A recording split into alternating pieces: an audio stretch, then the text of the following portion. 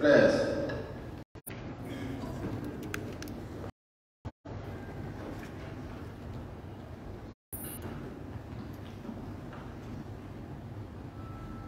Almighty God, who in thy wisdom and goodness has appointed the office of rulers and parliament for the welfare of society and just government of men, we beseech thee to behold with thy abundant favor us thy servants, whom thou hast been pleased to call to the performance of important trusts in this land.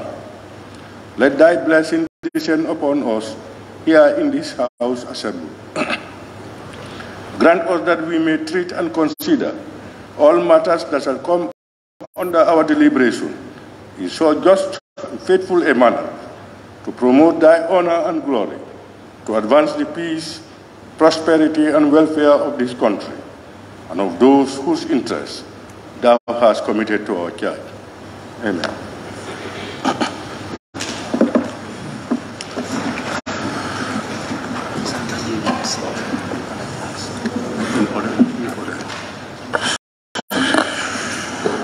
Correction and approval of records of votes and proceedings of the National Assembly sitting of Tuesday, 21st March 2023.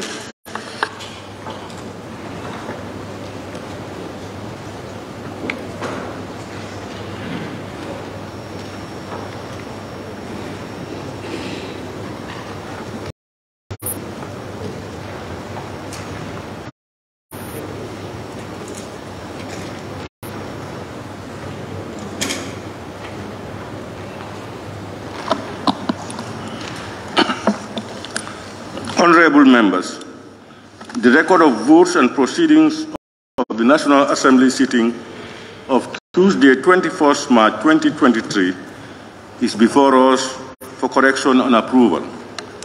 Can any honorable member please move a motion for the correction and approval of the said record of votes and proceedings? Honorable member for 𝒂𝒏. Thank you very much, Honorable Speaker, for giving me the floor. I rise to move the record of votes and proceedings of the National Assembly sitting of Tuesday, 21st March 2023, as for consideration and adoption. Thank you very much, Honorable Member for 𝒂𝒏. Any seconder, Honorable Members? Honorable Member for Joshua. Thank you, Honorable Speaker. I rise to second the motion. It has been moved and seconded that the record of votes and proceedings of the National Assembly sitting of Tuesday, 21st March 2023 be considered and approved. Honorable members, as usual, we have copies of the records of votes and proceedings, and any comments and observations will follow suit. We begin, as usual, with the first page, page 1. Any observations, comments?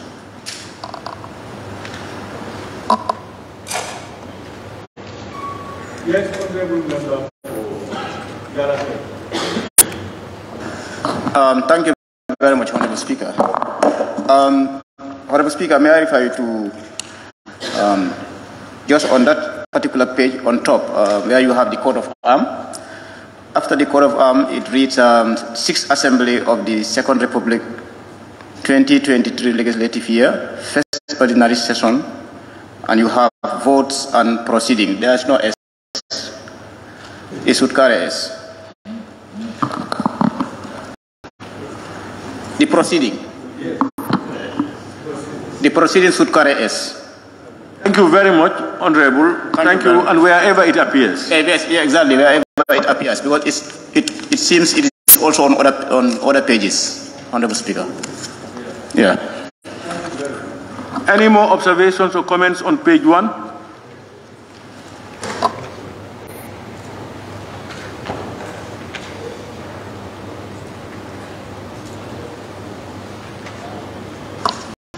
Honorable members, we move to page 2.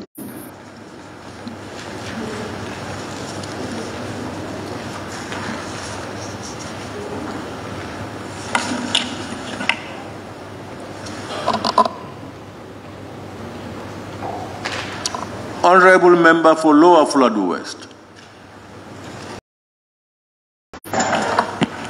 Thank you. On page 1, the bills were on the same page. We have moved to page 2. Yeah, I'm just bringing you back.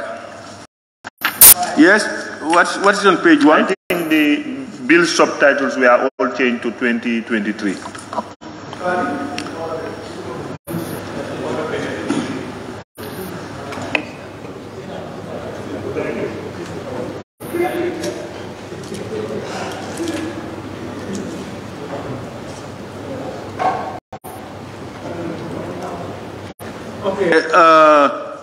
You know, it had been amended to 2023. But you know, this is the other paper. On the other paper, it was stated 2022.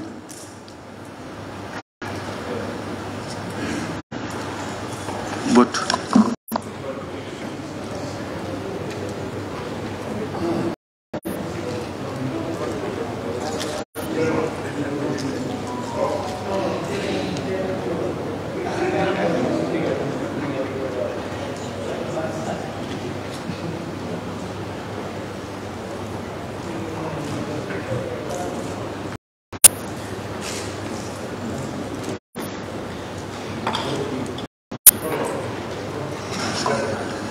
Honorable Member for Lower Flood West, you are aware, yes, it had been corrected, but that's the other paper. The other paper is listed as it was. And then when you go through it, the various amendments will be captured. Page 2. Honorable Member for Jara Central. Honorable Speaker, I have to refer it back to page 1 first before page 2. Sorry for that, Honorable Speaker.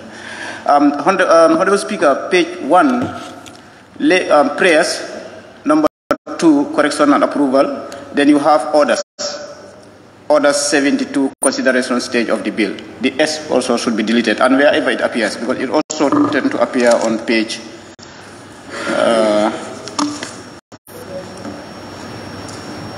Wherever it appears. Yes, page 3. It should be noted. Yeah. It is noted to be corrected. Honorable Members, page 2 now.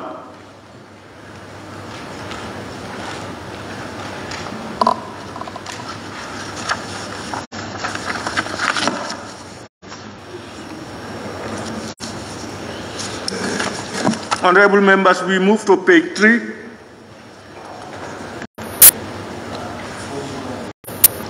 Honorable Member for 𝒂𝒊𝒏. Thank you, Honorable Speaker. Honorable Speaker, page 3. The following members were absent without permission. I seek permission. I was absent, but I seek permission. Where did your name appear? Yeah, can you give us the number, your number? 57.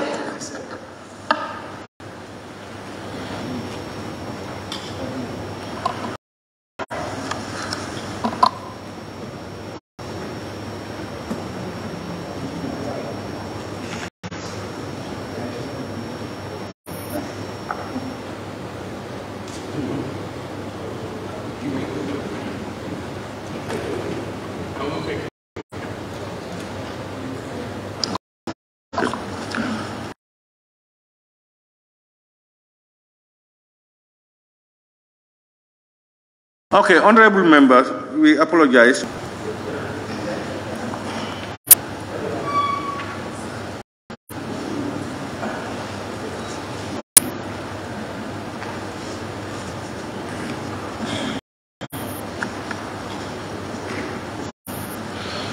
Any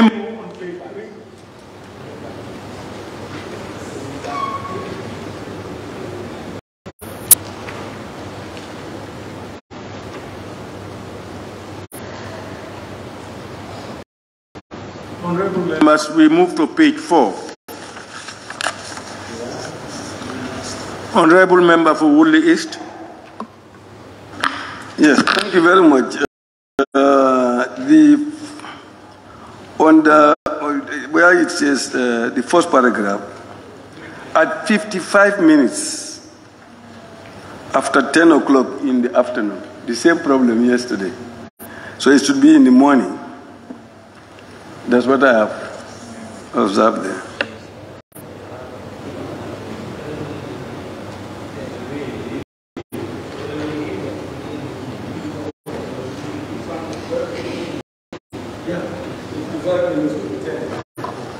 Honorable, it is in the morning. Huh? Yeah, honorable members, let it be corrected to in the morning. I don't know whether sometimes you people are hungry or what.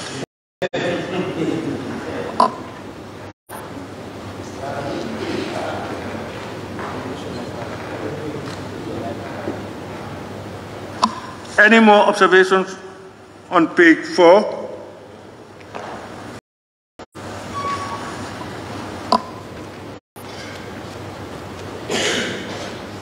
We now move to page 5.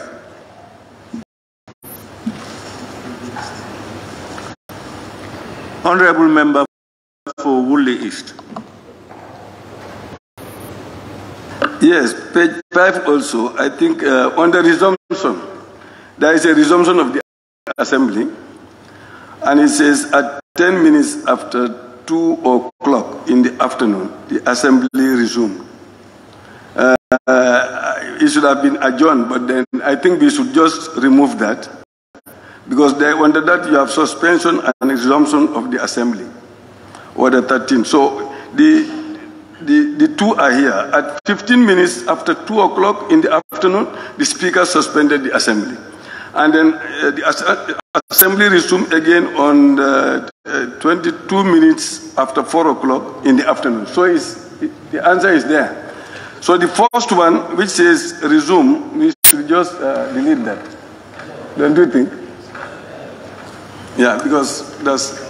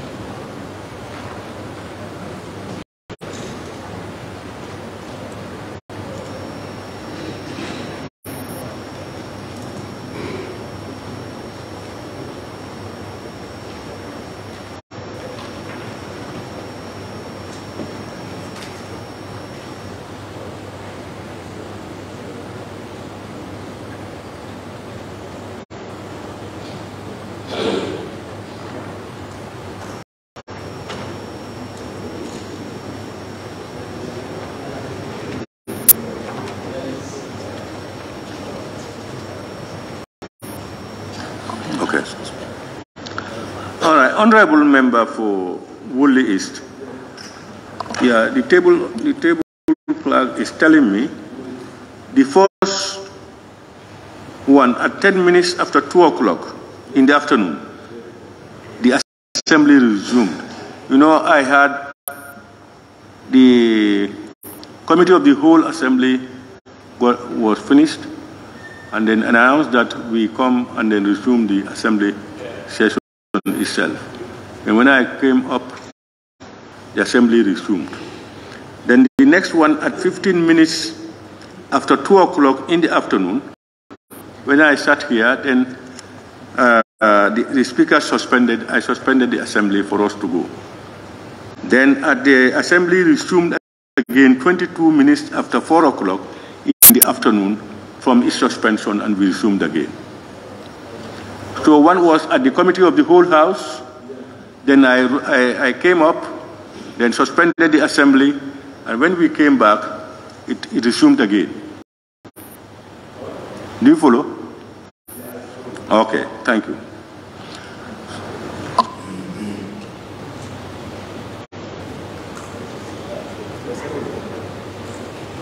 Any more on page 5?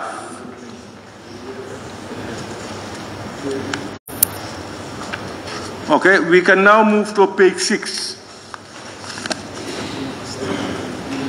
Honorable Member for Woodley East. Just a typo. Is listed on page 617. Correction put and agreed to that clause 65 be deleted. To from. So we just remove the to and leave the from there. You see? Yeah. Number 17. Question put and agreed to that clause 65 be deleted. The to should be removed. Noted. Any more on page 6? Yes. Who? Member for Talinding. Yes, number 11. Question put and agreed to that clause 60 stands part of the bill with as amended. With it should be removed. With should be removed. Yeah, as amended. Number 11. Question put and agreed to that clause 60 stands part of the bill as amended. That with should be removed.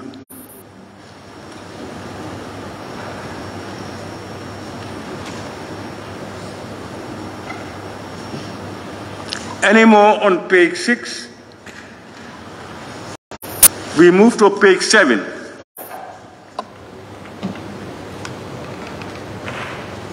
Honorable Member for Lower Badibu. Thank you very much, Honorable Speaker. Question 20. Question put and agreed to that clause 69 stands part of the bill as amended. So the bill is omitted there.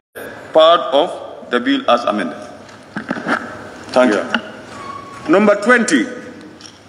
Question put and agreed to that clause 69 stands part of the as amended.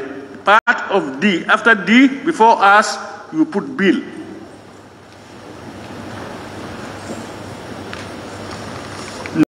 Noted, Honorable Member. Thank you. Any more observations or comments?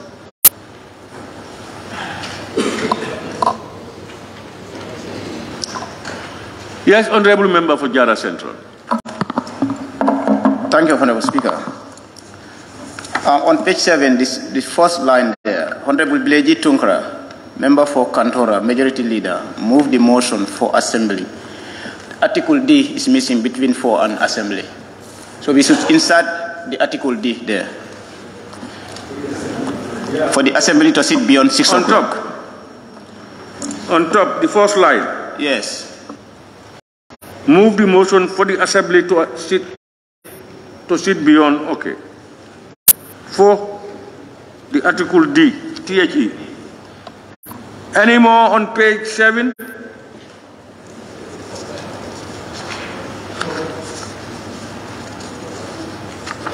Now we have the last page, page 8. Pardon? We are not hearing.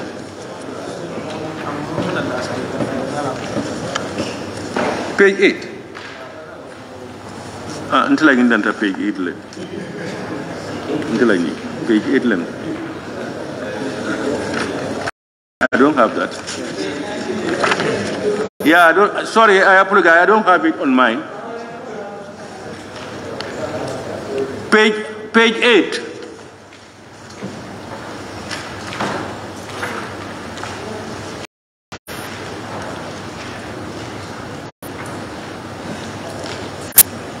Okay, honorable members, we now move to page 9.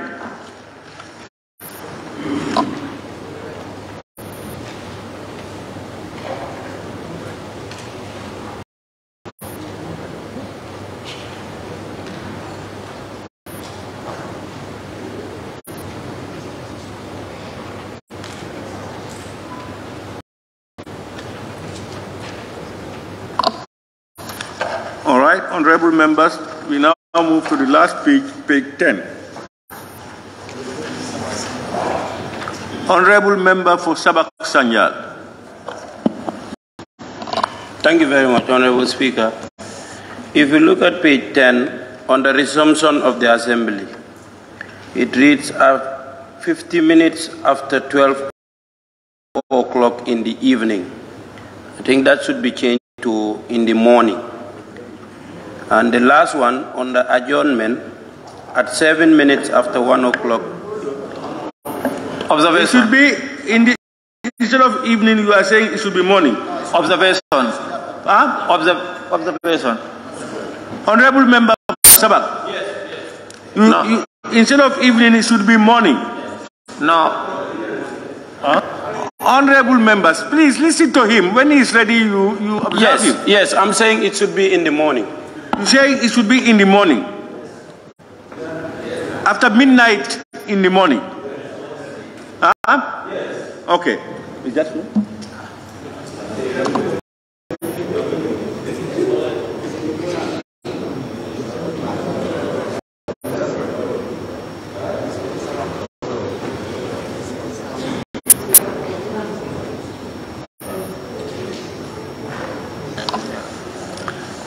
Honorable members, it should be corrected from evening to morning. Honorable Speaker. Another one, Honorable Speaker. Honorable Speaker. Yes, Honorable Member for 𝒂𝒏𝒔. Yes, if you look at it on the adjournment, at 7 minutes after 1 o'clock in the evening, that should also change to in the morning. Thank you. So, Honorable Members, the last sentence, at 7 minutes after 1 o'clock in the morning.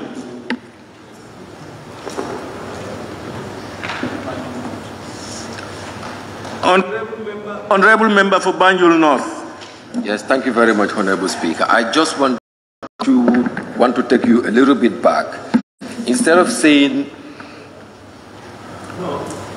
When you take us back, you must take us back and refer us to specific areas. I'm referring to what the Honorable Member for 𝒂𝒏𝒔 have said. Instead of in the morning, I was thinking if we can say midnight.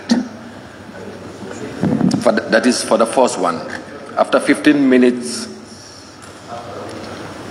at 15 minutes after 12 o'clock, midnight. At 50 minutes after 12 o'clock in the morning. Is correct? Is correct.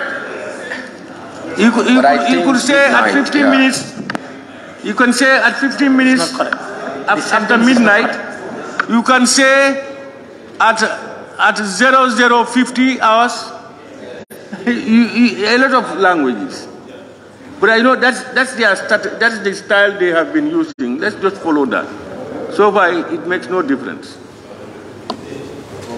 Honorable Deputy Speaker, nominated member.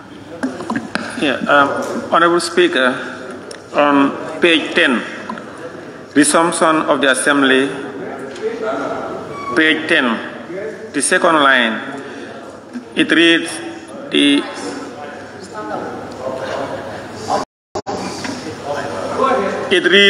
Honorable Speaker reminded the Office of the Attorney General and Minister for Justice.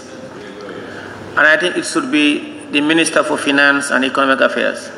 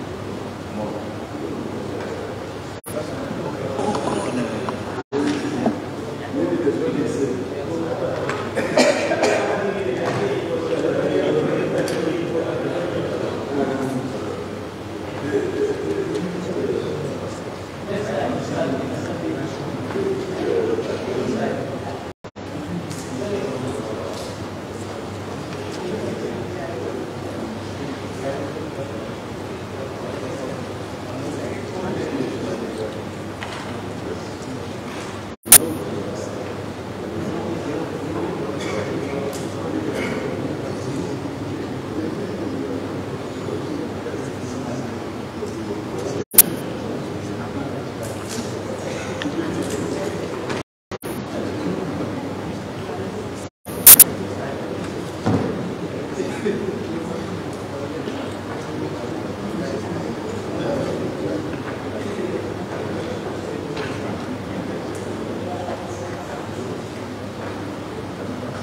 right, honorable members, I think the honorable Deputy Speaker is right. That is to remind the Minister of Finance and Economic Affairs. So I think let's correct it from Attorney General and Minister of Justice to the Minister of Finance and Economic Affairs.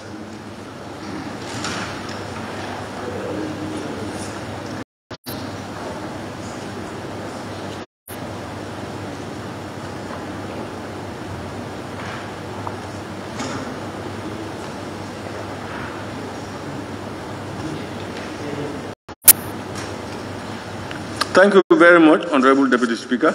Any more observations? Yes, Honorable Member for Talindi. Yes, on page 9 and many other pages, the assembly resumed 9 o'clock in the evening. I think it should be at 9. The assembly resumed at 9 o'clock in the evening.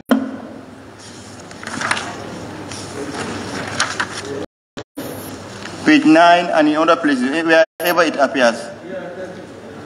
Heading for just above number 58. Yes. It appears in number 5 also. The assembly resumed 9 o'clock in the evening. You said it should read assembly resumed at 9 o'clock in the evening. In the evening.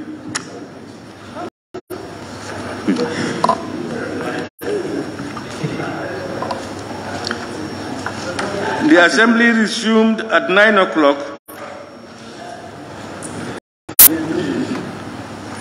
Yeah, noted and corrected.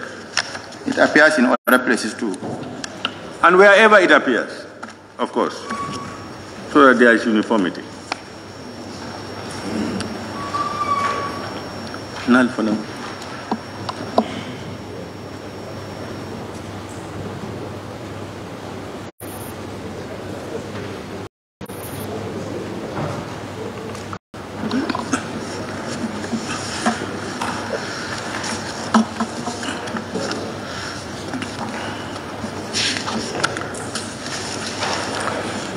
So, honorable members, it has been moved and seconded that the record of votes and proceedings of the National Assembly sitting of Tuesday, 21st March 2023 be approved with amendments. Those in favor, please say aye. Those not in favor, please say no. The ayes have it. Thank you very much. Clerk. Questions for oral answer.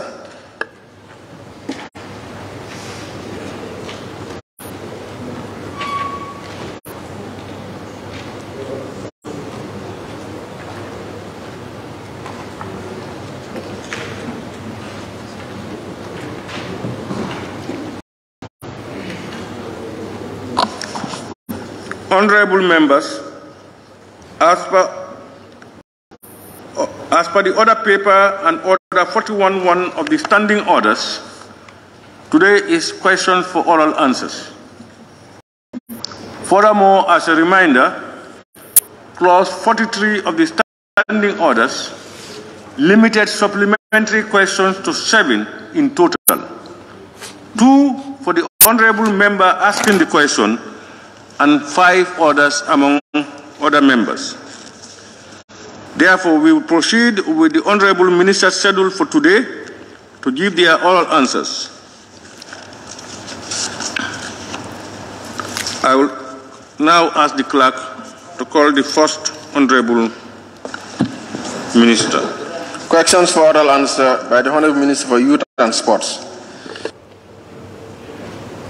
Thank you very much. Honorable Member for Youth and Sports may take the podium.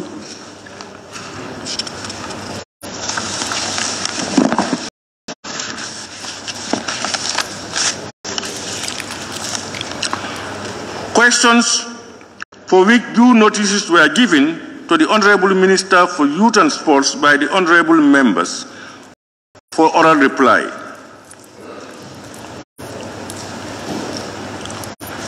Question number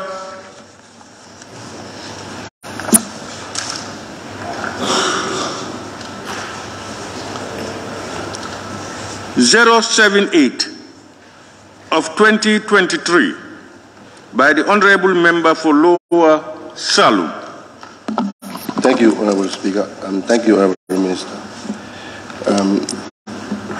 Honorable Speaker, could the Honorable Minister for Youth and Sports inform this August Assembly what plans the Ministry have to engage and discourage the youth from going to backway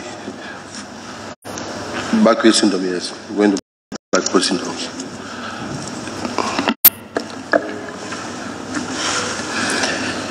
Honorable Speaker, the journey of traveling to Europe through the perilous route, mainly the sea, or as we call it, the backway, is a huge threat affecting the youths of the Gambia.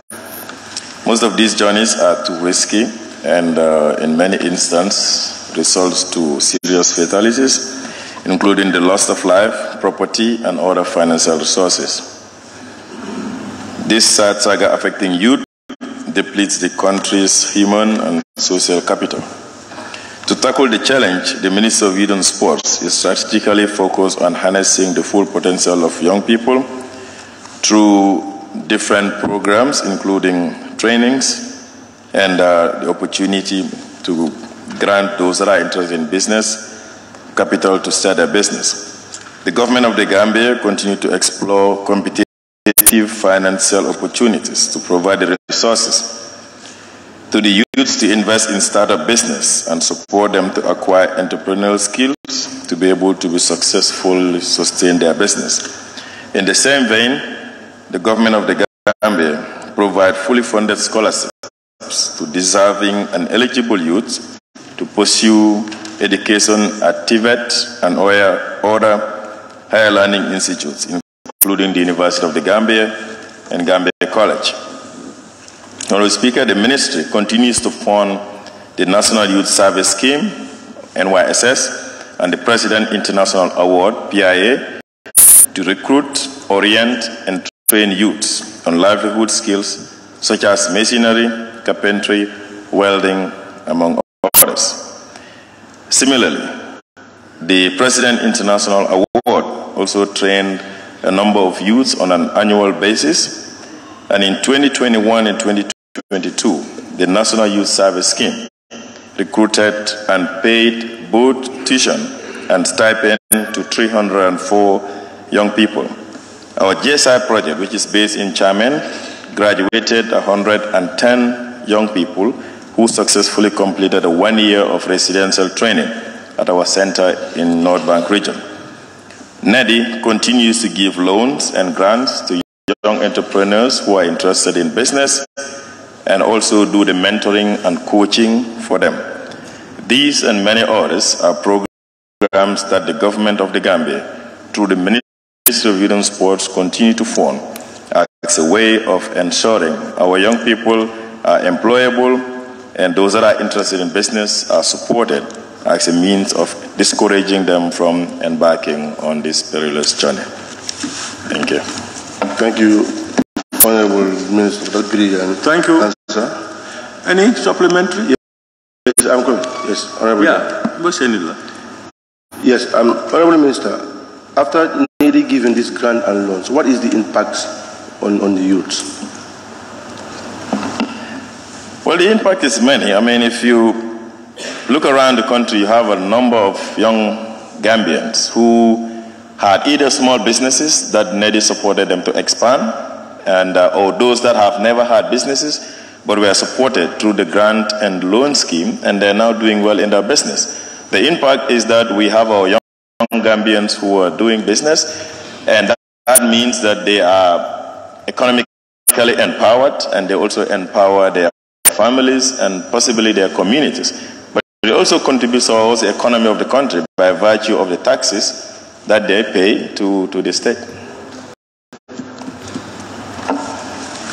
Thank you, Honorable Minister. Honorable Minister, do you have the statistics of those youths going to backway? Some they reach, some died in the ozone. Do you have the statistics? No, we do not have the statistics, Honorable Member. And this is because the issue of 𝒂𝒏 is not under our domain as a Ministry of Youth and Sports. It is under the domain of the Ministry of Foreign Affairs and the Ministry of Interior. Thank you, Lord Mayor. Can we now have the Honorable Member for Central Badibu?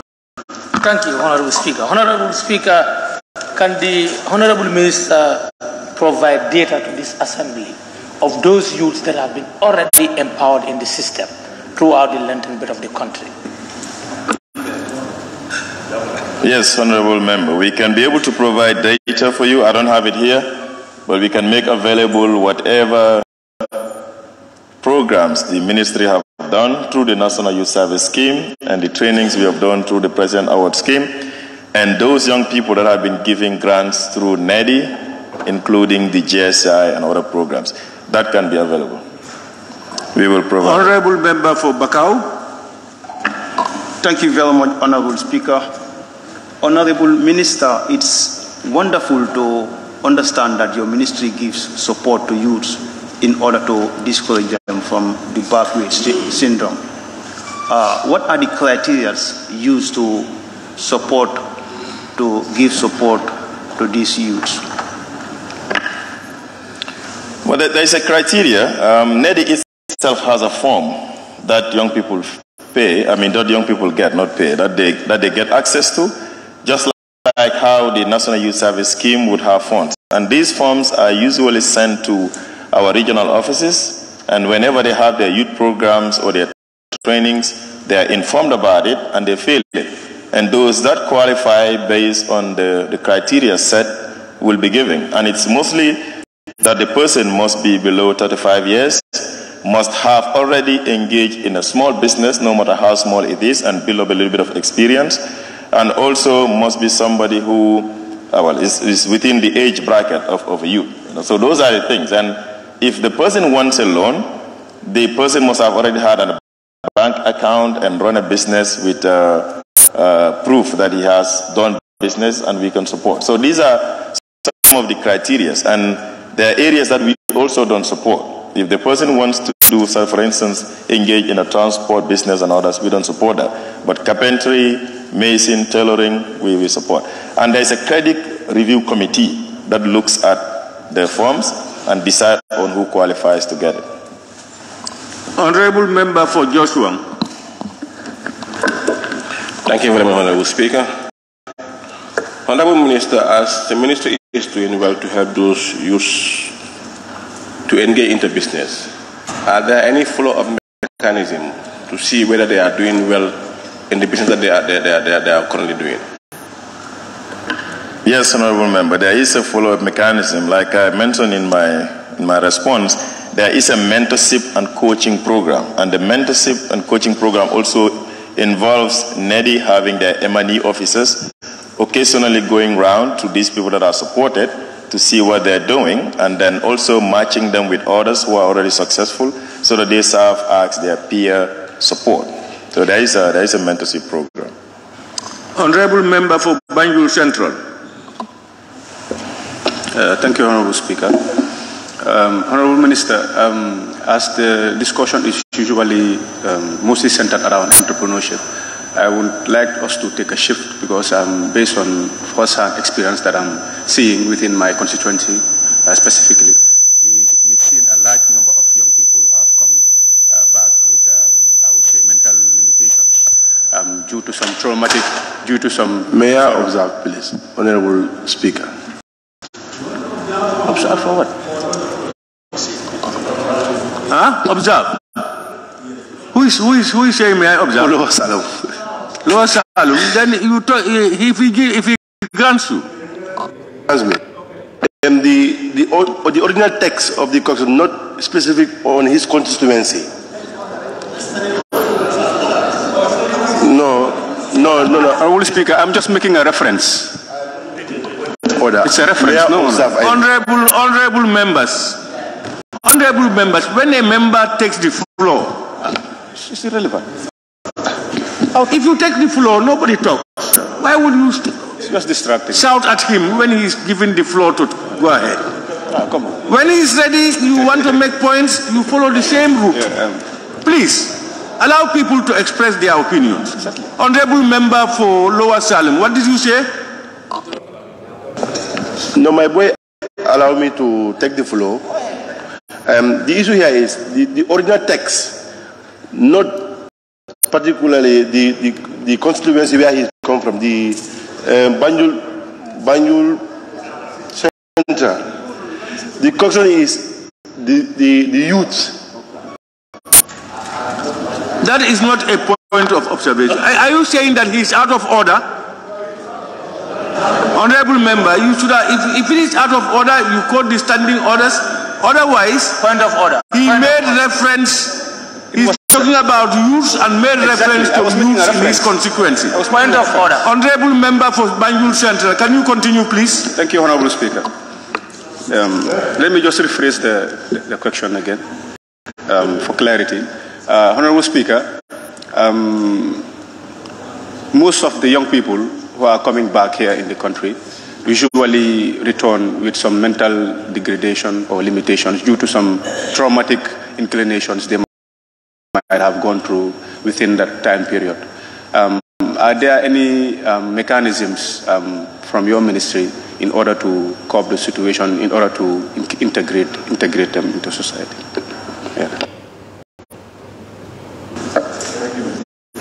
No, Honorable Member, the simple answer to that is no.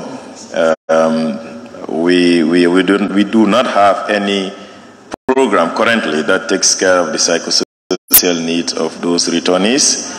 And like I said, it's there is a national, how do they call it, the MCR, the national mechanism that is responsible for issues of migration. And unfortunately, the Ministry of Youth and Sports plays a very little role as far as we are concerned, because it is limited mostly to the two ministries that I mentioned earlier, Foreign Affairs and Interior. And we have a role at the technical level and not at the policy level. Until that changes, our role as the Ministry of Youth and Sports is very limited when it comes to returnees, even though they are mostly young. Honorable Member for Woodley East. Thank you very much, Honorable Speaker. Honorable Speaker, we are dealing with a very serious matter because a very large number of Gambian youths are going by this journey. What I want to say is that wouldn't the Ministry of Youth, concerned for the youth, not think that it is important to conduct a survey to find out exactly or close to exactly what is the reason why youths are definitely embarking, because they invest a lot of money.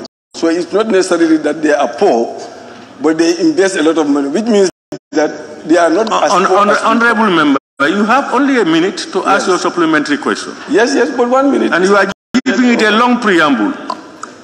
But he got the answer. He got the question now, Honorable Speaker. I'm done. I'm done. Honorable Minister.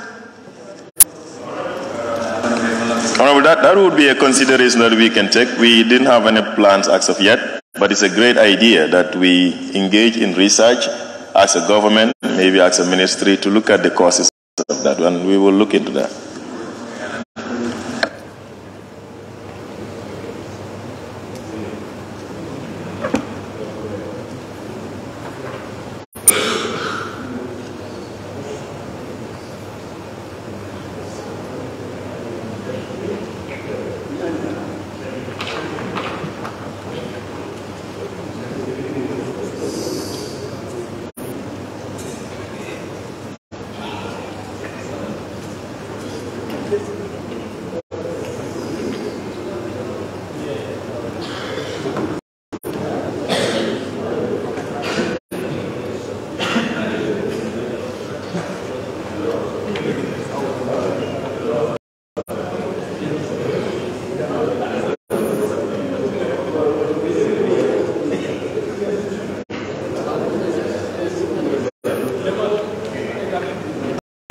Thank you very much, the Honorable Minister for Youth and Sports, for ably answering questions posed by honorable members. Clerk, can we proceed with the proposed amendment to the standing orders, quoting section 14, sub 3 of the standing orders? Thank you. To vary the order. All right. Questions for oral answer. Honorable Minister for Transport, Works and Infrastructure.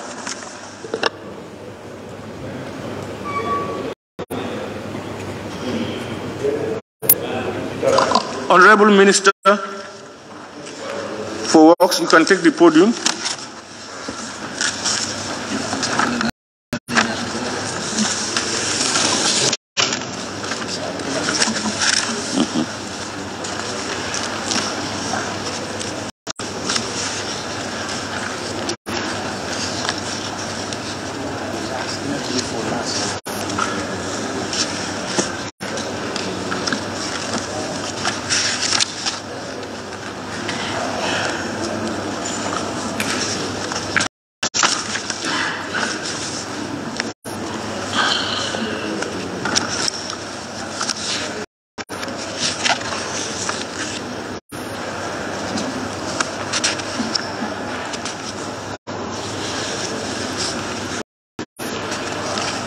Honorable members,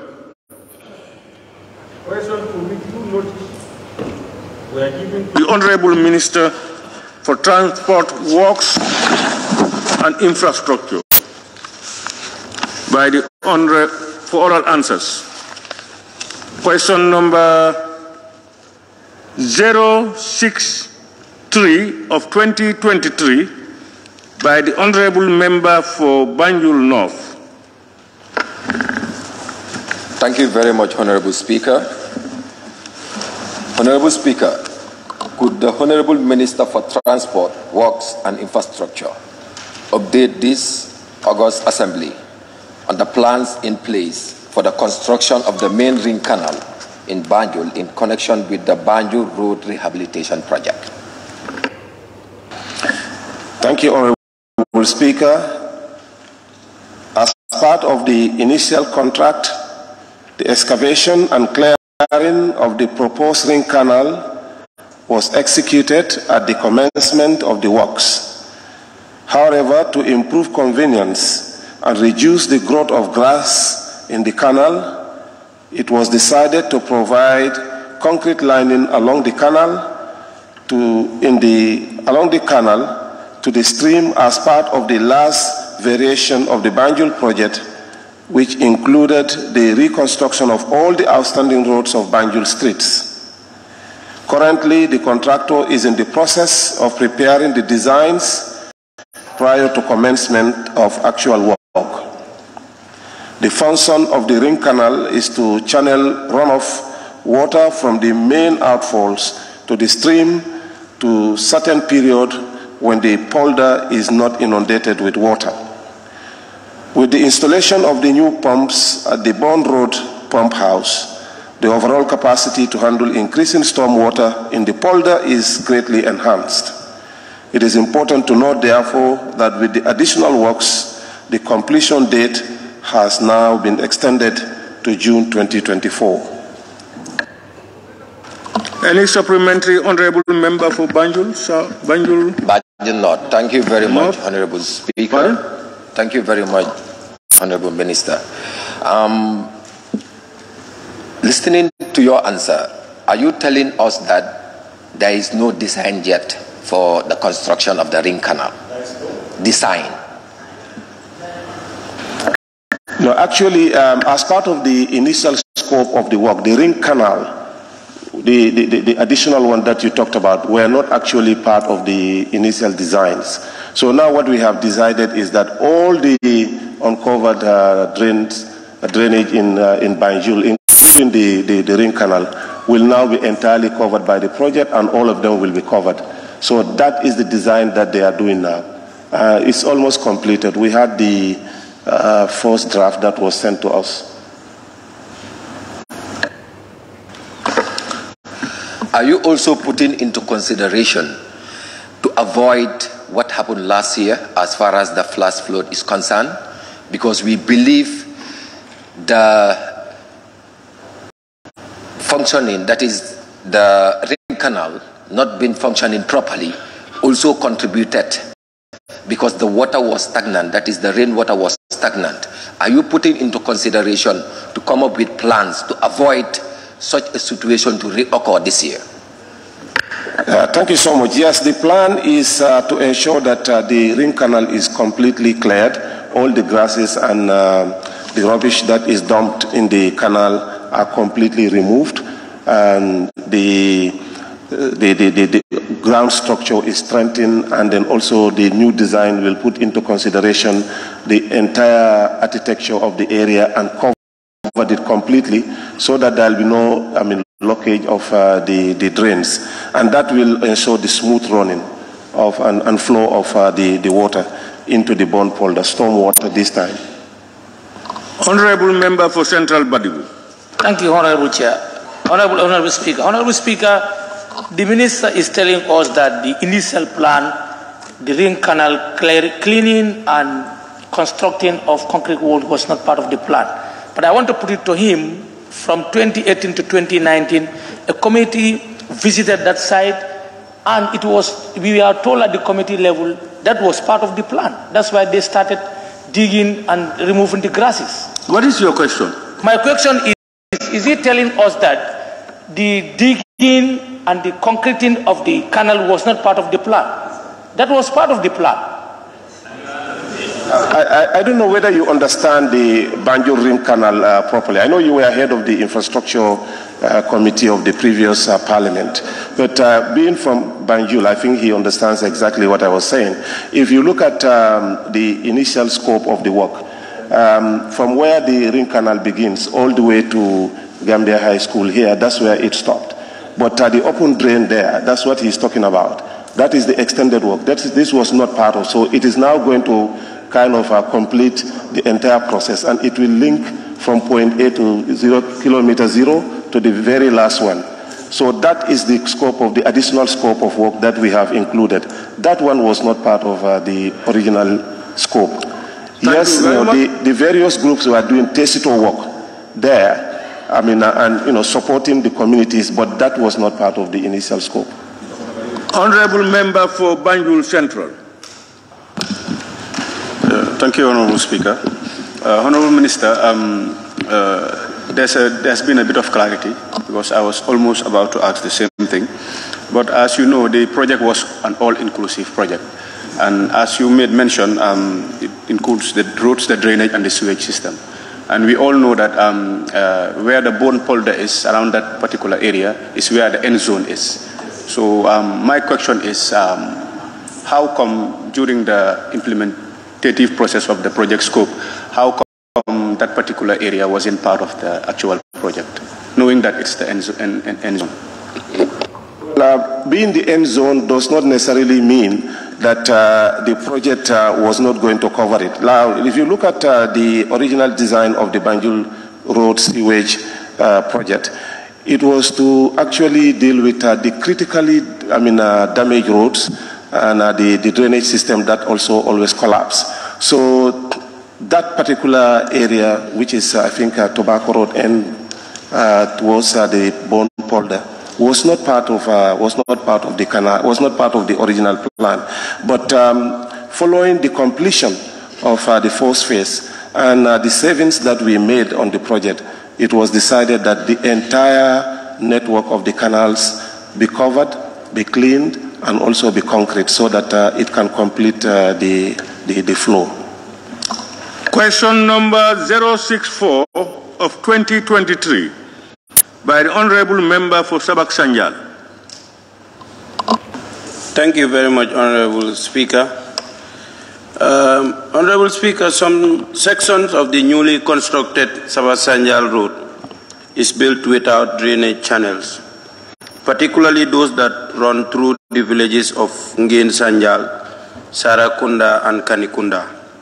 Could the Honorable Minister for Transport, Works and Infrastructure tell this August Assembly what plans does his ministry have to build and add the needed drainage channels in the said route sections in order to prevent future occurrence of floods in those villages. The Sabah Sanjal, Njen, Sanjal Sarakunda and Kanikunda Link Road project has practically been completed and inaugurated by His Excellency the President last month. The road was constructed with the drainage structures such as iris crossings and culverts. The contractor is now serving its default liability period DLP of 1 year. This is the rectification period when the contractor deals with a snag list of defects that arises after the completion of the project. Therefore, the National Road Authority, the NRA, with the contractor, will survey the areas with the drainage issues and address them accordingly in order to avoid the probability of flooding in the villages mentioned along the corridor. Meanwhile, for the information of the Honorable Member of Parliament, drains in Jain Sanjal are already being constructed. Thank you very much, Honorable Minister. If the drain in Jain Sanjal is constructed, was it part of the design? And if yes, why not the others? Well, actually what happened was that when the road was completed in the rainy season, we have discovered that there have been some water locks in some of the adjacent areas of the road along the corridor that you mentioned. So the NRA contacted the contractor to do some design adjustment to ensure that some of those things are taken care of. However, as you know, I mean, road construction, like any other infrastructure project, when you design, sometimes there can be, some issues and then you improve on them. That does not mean that the situation is bad, but because you are serving your default liability period, it means that you can stay there for 1 year, in some cases for 2 years, to see any improvement that needs to be done or adjustment. You can do it at the cost of the contractor. Honorable Minister, if we may know the date effect of the default liability period, so that if we have cases that might arise within that period, we will be able to notify the ministry. I think it will help us also. Well, the project was officially handed over to the government when the President inaugurated it 2 weeks ago. So the default liability period starts hopefully at the end of this month. The contractor is still mobilized around that region, and we will definitely inform him for to start the engagement, especially when the rain starts, because then you will be able to know some of the severe drainage problems, and then we can resolve them. Yeah. Question number 065 of 2023. Honorable Member for Ileasa. Thank you, Honorable Speaker. Honorable Speaker, could the Honorable Minister for Transport, Works and Infrastructure inform this August Assembly whether his ministry has any plan to start constructing the road from Maka Farafenye Johnson via Maka Farafenye to Ker-Ali village, the road from Ileasa to Kachang village, and the road from India village via Yuna Angle village to Yalal Tankonjala. Thank you, Honorable Speaker. The construction of the road linking Maka Farafenye Johnson via Maka Farafenye to Ker-Ali village, the road from Ileasa to Kachang village, and the road from India village via Yalal Tankongala village to Yalalba are not part of the 365 kilometers of roads recently launched for construction nationwide this year. However, road inventory and condition surveys are being conducted across the country by the National Road Authority, and when funding is available, we will do some of these roads mentioned.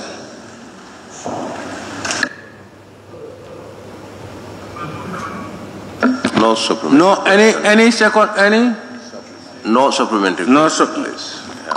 Question number 066 of 2023, Honorable Member for Lower Sal.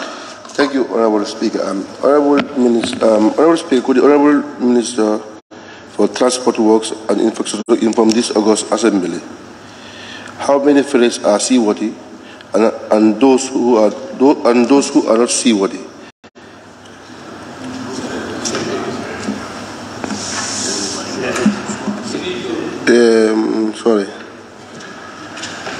Honorable Speaker,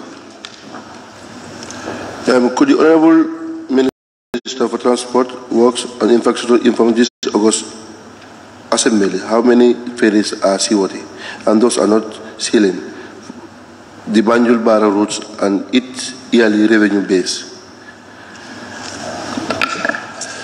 Thank you, Honorable Speaker. All ferries currently deployed in operation by the Gambia Ferry Services are in seaworthy condition, namely Tesito 2, Barajali, Sandugu Bolong, Kaur, Kunta Kinte, Kanilai, and Johe.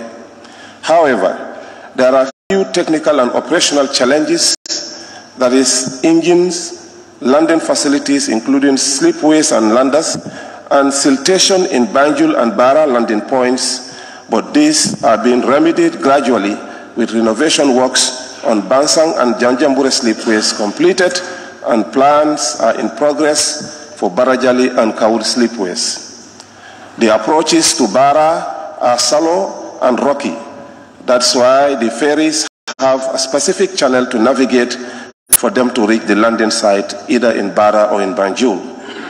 The Gambia Ports Authority dredger and the ones used by the international companies that are usually contracted to carry out dredging works have deep draft and therefore cannot approach the source at Barra for the required dredging.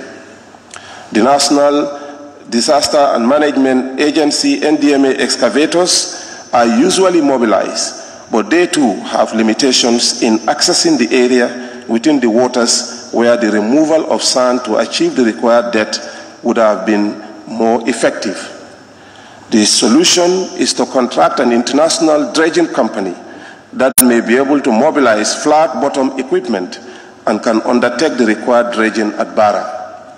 The Bansang and the Badibu ferries are not in seaworthy state and currently at the Banjul shipyard for maintenance. The Johe ferry on the Banjul Barra route is being delayed or is being deployed exclusively for vehicles and freight. The yearly revenue for the last 5 years are as follows. In 2018, the Gambia Ferry Services was able to make $380,123,000.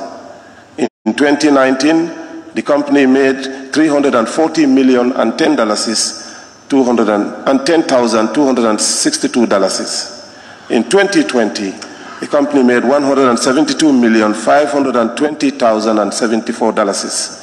In 2021, the company made $295,756,916.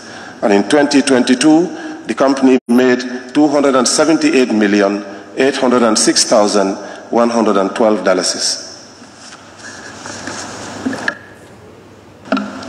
Thank you, Honorable Speaker. This is H. Monia. Honorable Minister, did your ministry is ready to buy a new ferry services for the Banjul Barra? Thank you so much, Honorable Member, and I can inform the National Assembly that currently the procurement for a new ferry for Banjul Barra has been completed, and we are waiting for the final approval from the Gambia Procurement Agency to enable the Gambia Ports Authority proceed with the process to have the new ferry. And we are hopeful that within the next 16 months, the ferry would be available in the Gambia. Honorable Minister, that's good news, huh? what is the how to call it? What is the cost of that ferry? If I told you are in position, you can give us the information. If I told you are not, I'm fine with it. We have a budget envelope. Honorable Minister, I don't want to. Honorable Minister, that is a substantive question. Okay. It's not a supplementary question to the questions being asked. Honorable Member for Central Badibu. Thank you, Honorable Speaker. Honorable Speaker, can the Honorable Minister tell us about the landing site? Because this National Assembly approved a lot of funds for the construction of landing site in Bara and Banjul. Why is it that still is a challenge for ferry to be able to access the landing site? Well, as I said in my answer to the Honorable Member for Lower Salom, actually we have a serious siltation at the Bara end. And the problem there is that the ordinary dredging machines that we have here cannot access that place. Right now we are in discussion with the company that is doing sand mining at the Denton Bridge to deploy its equipment to the place. They are doing a feasibility study, which they said will last for 7 days. And then after that one we will be informed. Because the other problem is the area is rocky, and they are concerned that their blades will be broken if they deploy their equipment there. So the management of the GPA is in negotiation with an insurance company to insure the equipment. And this morning we concluded a meeting on this, a management meeting on this, and hopefully, if they are able to do this within, the scope of the contract that we signed with them, following the feasibility study, within 7 days they will start the dredging of the area. Thank you. Honorable Member for Kiang West. Honorable Speaker, from Honorable Minister's response has cited various ferry crossing points and the conditions of the ferries.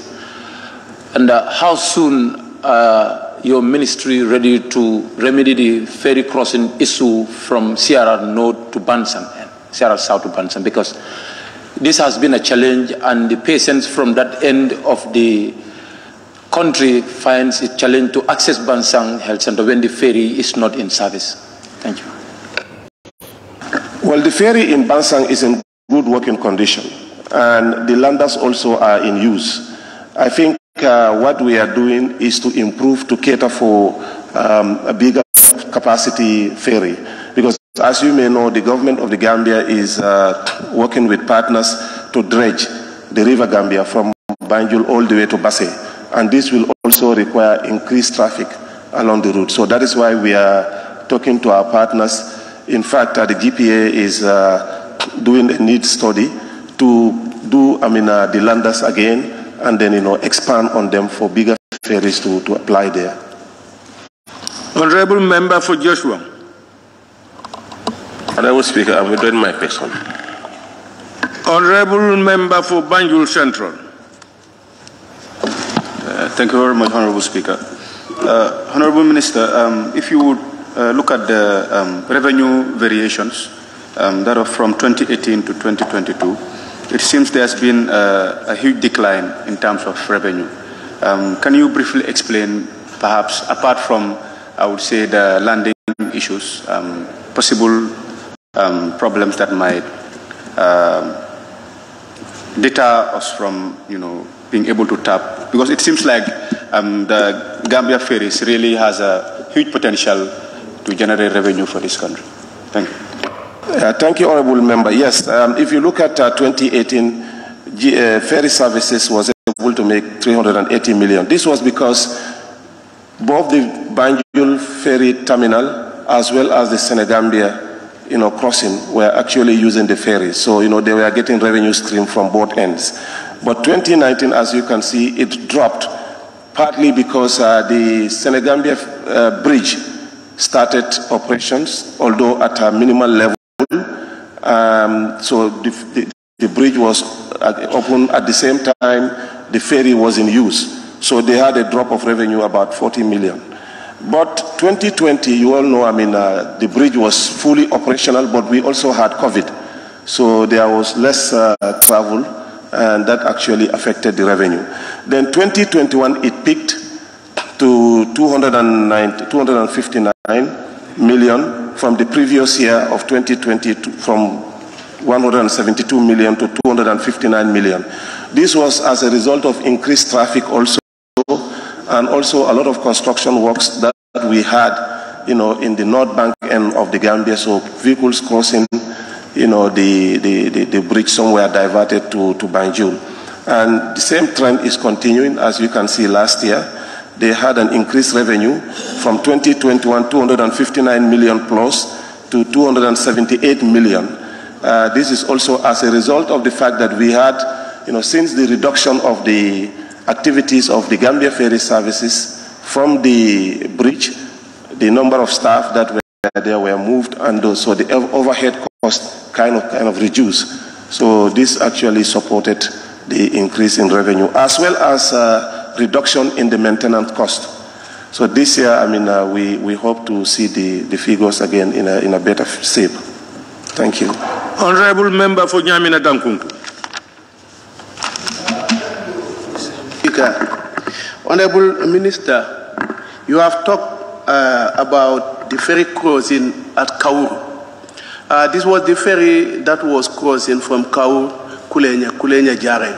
Then it was deployed to Kauru, and then within the Nyamina. So when it was deployed in Kauru, there was already an existing landing site around the Kauru end. But around the Nyamina end, there is no landing site. Would your ministry consider actually building a landing site around the Nyamina end? Because it's always give the ferry a problem of landing. Thank you. Thank you. Yes, Honorable Member, that is true. And as part of the efforts to improve the ferry landing infrastructure across the country, for our preparation for increased activity in our river, we are planning for a review and also maintenance of all the landing sites, including the Kiangs, the Nyaminas, that used to be the premier routes for the river transport in the Gambia. Question number 067 of 2023. Honorable Member for Lower Salu. Thank you, Honorable Speaker. Honorable Speaker, could the Honorable Minister for Transport, Works and Infrastructure inform this August Assembly if there is any signed agreement between the Republic of the Gambia and the Republic of the Senegal regarding the Senegambia Bridge, and if so, on what terms? Thank you, Honorable Speaker. The Senegambia toll bridge was completed in 2019 and since then has been up and running. The National Road Authority and the Gambia Ferry Services were responsible for the operations of the toll bridge up until 2022, when it was handed over to the Office of the Accountant General under the Ministry of Finance. Currently, the management and maintenance of the toll facility are done by the Office of the Accountant General and the National Road Authority, respectively. There has never been any agreement between the Gambia and Senegal regarding the Senegambia Bridge. However, there is a joint technical committee, JTC, for the during the implementation of the Senegambia Bridge project. The project, apart from the bridge structure, had another component dealing with joint border posts between the two countries on both sides of the border. Any supplementary? Member for Lower Salum? Honorable, I am fine with it. Honorable Member for Joshua. Thank you very much, Honorable Speaker. Honorable Minister, he mentioned about whether there was an agreement between the Gambia and Senegal. Are you aware that Senegal is claiming the financing of this bridge through the ECOWAS Parliament? Well, I'm aware, but the statement of fact is that this bridge is entirely owned by the Gambia government. Yes, it's named Senegambia Bridge, but it is a Gambian government bridge. Honorable Member for Central Badibu. Thank you. Honorable Speaker, Honorable Minister made mention of Attorney General Office and that of NRA being in charge of operation at that place. Accountant General, wouldn't it be ideal also to involve the ferries so that the pressure on the bridge could be reduced? Well, I mean, option could be given to travelers to use the river, but the thing is, many of the people who are using the Senegambia corridor want to really come in and cross fast. And I don't know whether operationally it will be viable to maintain a ferry there, but you know, we can see whether that can be an option. Yeah. Honorable Member for Nyamina Dankunku. Thank you very much, Speaker.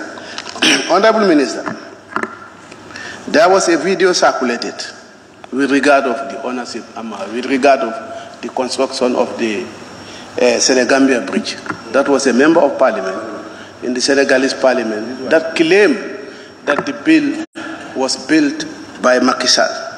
And being a member of the ECOWAS parliament, we have a serious argument with when Senegalese members of parliament lay their report, they have a caption, what they call local construction, local infrastructure.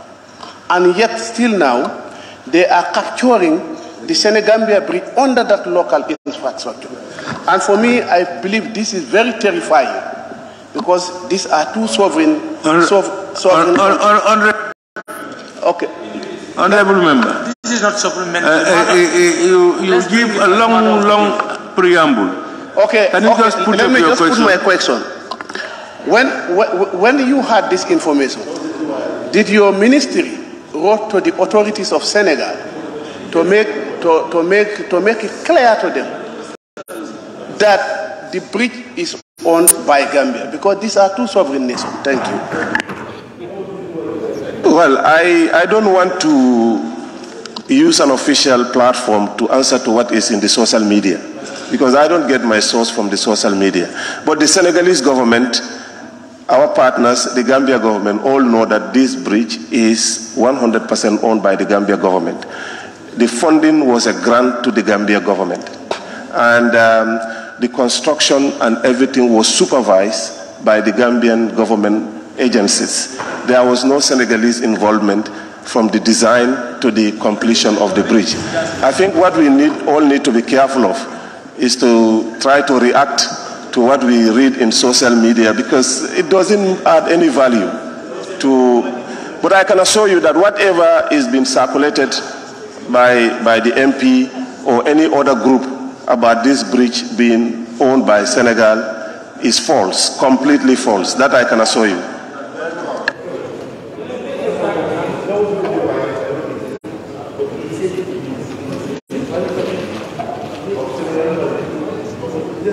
Yeah, honorable members, I think the honorable minister is very clear. Sometimes we have these political moves by people to gain popularity and inform the public. And in fact, by our own standing order 38H, a question should not be asked as to whether statements in the press or of private individuals or private concerns are accurate. So when we have these things in social media... Honorable Speaker, can I comment? Yeah, let me learn. Yes, Honorable Speaker. Let me learn. Okay. We should not concentrate ourselves on some things that people will say, especially political. People will always say something, sometimes for political gains only, but not because they are factual. What is clear, honorable members, the bridge is completely owned by the Gambia government.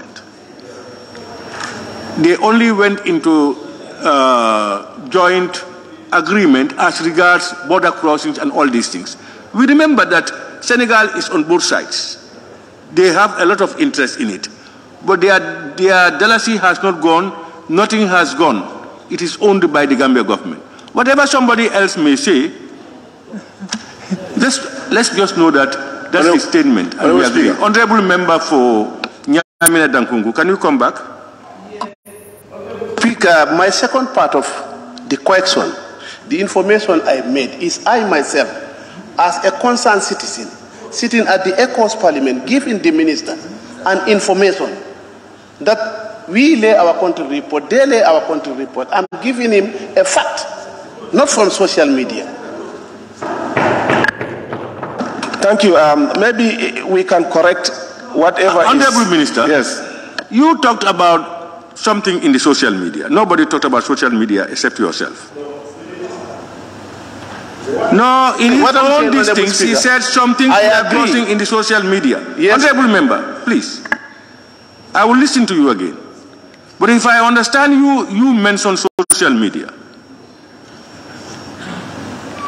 Is that true? Yes, I agree. In fact, this is why I say. That's what I'm saying. Some part of my question is not about social media. The part that is dealing with social media is what I'm dealing with. Please, okay. can I?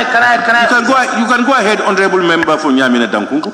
Okay, I just rise for a clarification because the minister made an answer. Point of order. Point of order. Point of order. Let's go by our rules, please. Point of order. Rising on point of order 43, subsection clause 3, subclause 3. The time taken to ask a supplementary question shall not be longer than 1 minute, and the answer to supplementary question shall be no longer than 2 minutes. This matter should come as a different day, matter of the day, or you bring it as a motion we discuss. We are on supplementary questions. You cannot waste our time. So your point of order is against who? Is it against the speaker or against the member? The speaker is granting the member the permission to speak.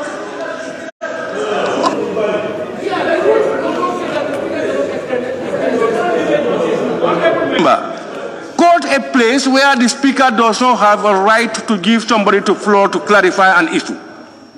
You have all right, but what we are saying is, for use of time, this matter. No, I am making a ruling on what he has said, and to give him the opportunity to clear, not to ask questions. I said, I quoted Standing Order 38H, that things that relate to social media, these things, and the press should not be questions for put into questions for the honorable ministers. He said, he made reference to what he said and referred to ECOWAS, which is a fact. And I said, yes, but you mentioned social media. Nobody else mentioned it. And he agreed. So it was one thing, it was not question and answer. No, you are not to direct me to do that. No, the time is not yours, it's mine. So what we are saying is we are giving him the benefit of the doubt to clear himself so that we all understand to be on the same wavelength. And the same applies to you sometimes, honorable member. So, honorable member, yes, you were honorable member for Nyamina Dankungu. Your portion that relates to ECOWAS, you said something. Do you want the minister to make some clarifications on that? Apart from what he said. Yes, the reason why, because he during his answer, he have made reference to social media that he will not act on issues that is related to social media. But there are one part of the question again, when it comes to information, is I myself, being a member of parliament of the Gambia, sitting at the ECOWAS parliament, giving him this information. Because he said he do not want to act based on information from the social media. What I'm saying now, based on the fact, being a member of ECOWAS, so that at least they can communicate with the Senegalese authorities. Because for me, it is a threat. Every time we are at the ECOWAS parliament, this issue is very contentious. Honorable member for Nyamina Dankungu, it's just like you. No, even government cannot control what you are going to say. Politicians, what they say, like somebody goes to ECOWAS or goes to a forum and says A, B, and C, you can hardly do anything. The best way is to counter him as a politician and tell him what you are saying is not true, bring proofs to show that you have got it, because this bridge was built by the Gambia government. You cannot make any political gains. So, but I will also advise honorable member that you can meet the honorable minister, and then you will be able to trace out some of the nitty-gritties of what it involves. But what he had made clear is that the bridge is completely owned by the Gambia government.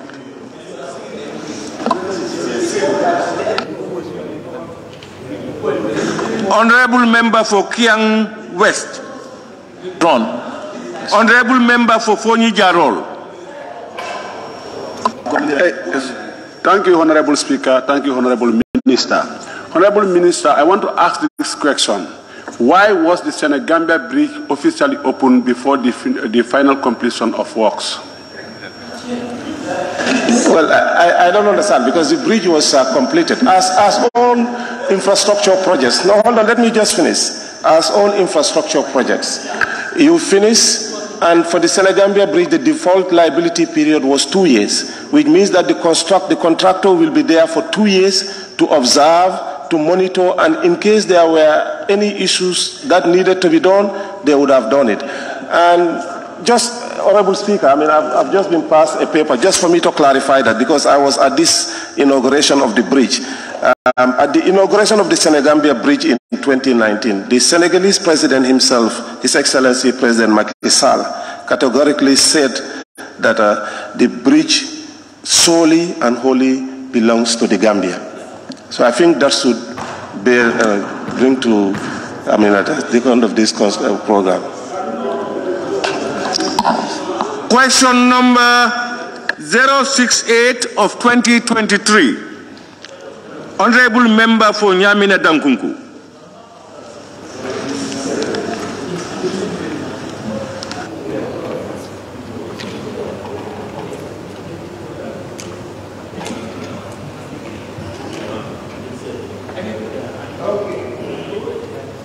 Thank you, Honorable Speaker.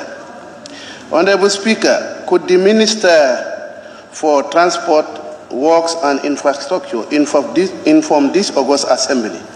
What plan does the government have in place to construct the road linking from Choya in the Nyamina West constituency and Nyamina Dankunku constituency to the ferry crossing point, Kungbrand and Kulenya respectively? Thank you, Honorable Speaker. The construction of the road linking Choya in the Nyamina West constituency and Nyamina Dankunku to the 2 ferry crossing points is not part of the 365 kilometers of roads recently launched by the government for construction nationwide this year.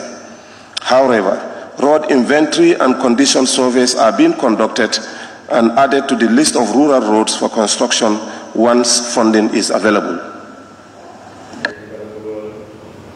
Any supplementary, Honorable Member?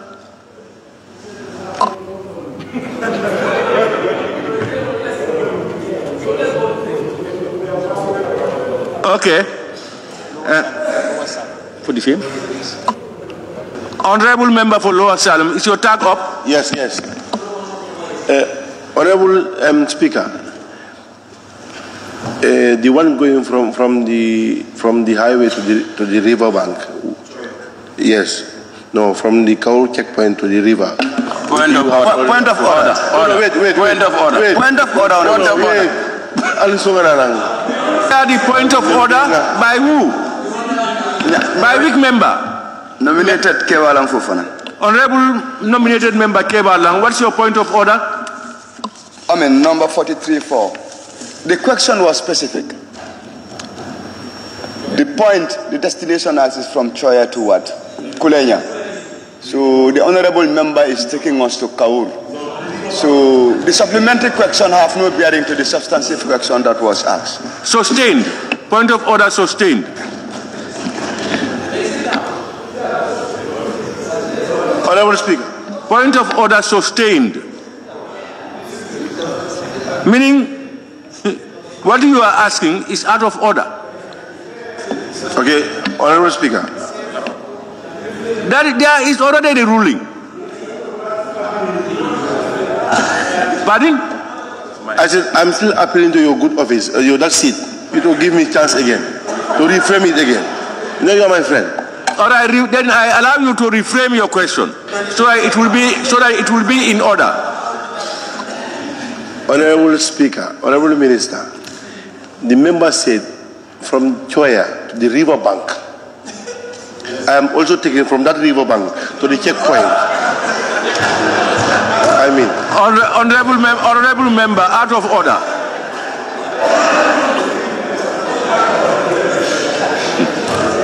that the last one? Honorable member for Kiang West. Honorable Minister. For Kiang West. Honorable member for Lower Salu.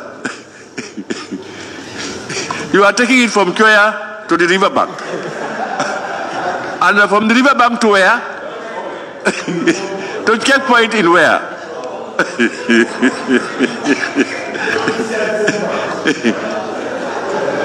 I definitely sympathize with you. Honorable Minister, can you listen to his question, please? I'm aware of the question. They wrote a letter to us last year for addition of that particular stretch to the current works going on in Kaur area, Kaur Dimbala area. We told him that we have to talk to the Ministry of Finance to see whether there can be some additional funds. We have not done that yet because we have a lot of roads that we are going to do. Hopefully, maybe we can see what can be done, but really it's not part of our agenda this year. Not part of the 365? No, it's not part of it, and the contractor is under a lot of pressure. He has to finish by May, and we don't want to distract him to start another new road because that will be additional cost. Yeah. Okay. So, Honorable Member for Lower Salum, there will be follow-up. Honorable Member for Kiang West.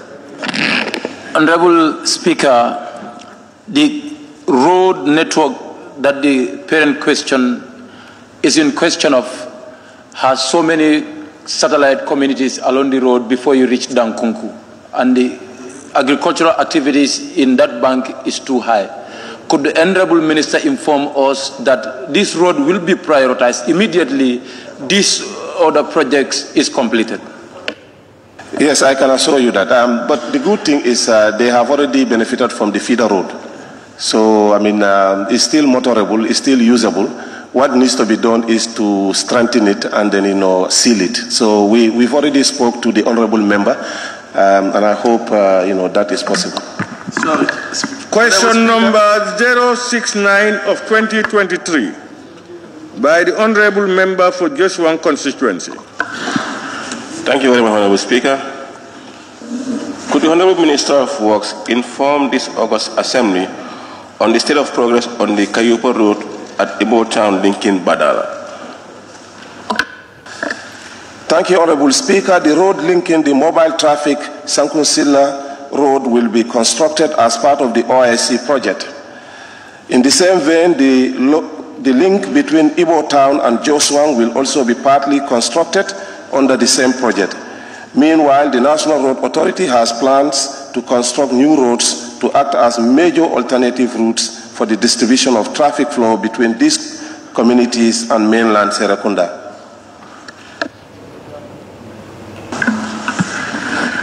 Thank you very much, Honorable Minister. The Kayupa road links from the main highway to Badala. And then the Honorable Minister, I don't know how fast will it be, because that road is very, very important to link this intersection that you are talking of. So I don't know when will you have the time to go and do your own feasibility study to see how best that road can be immediately taken care of. Thank you so much, Honorable Member. Just to tell you that last week, President has instructed us to prioritize the construction of that particular road with modern drainage facilities. So we have already communicated this to the NRA, and I think currently in talks with a contractor to prioritize the construction of this road before the rainy season. Thank you. Thank you. Another question. Where? Nobody?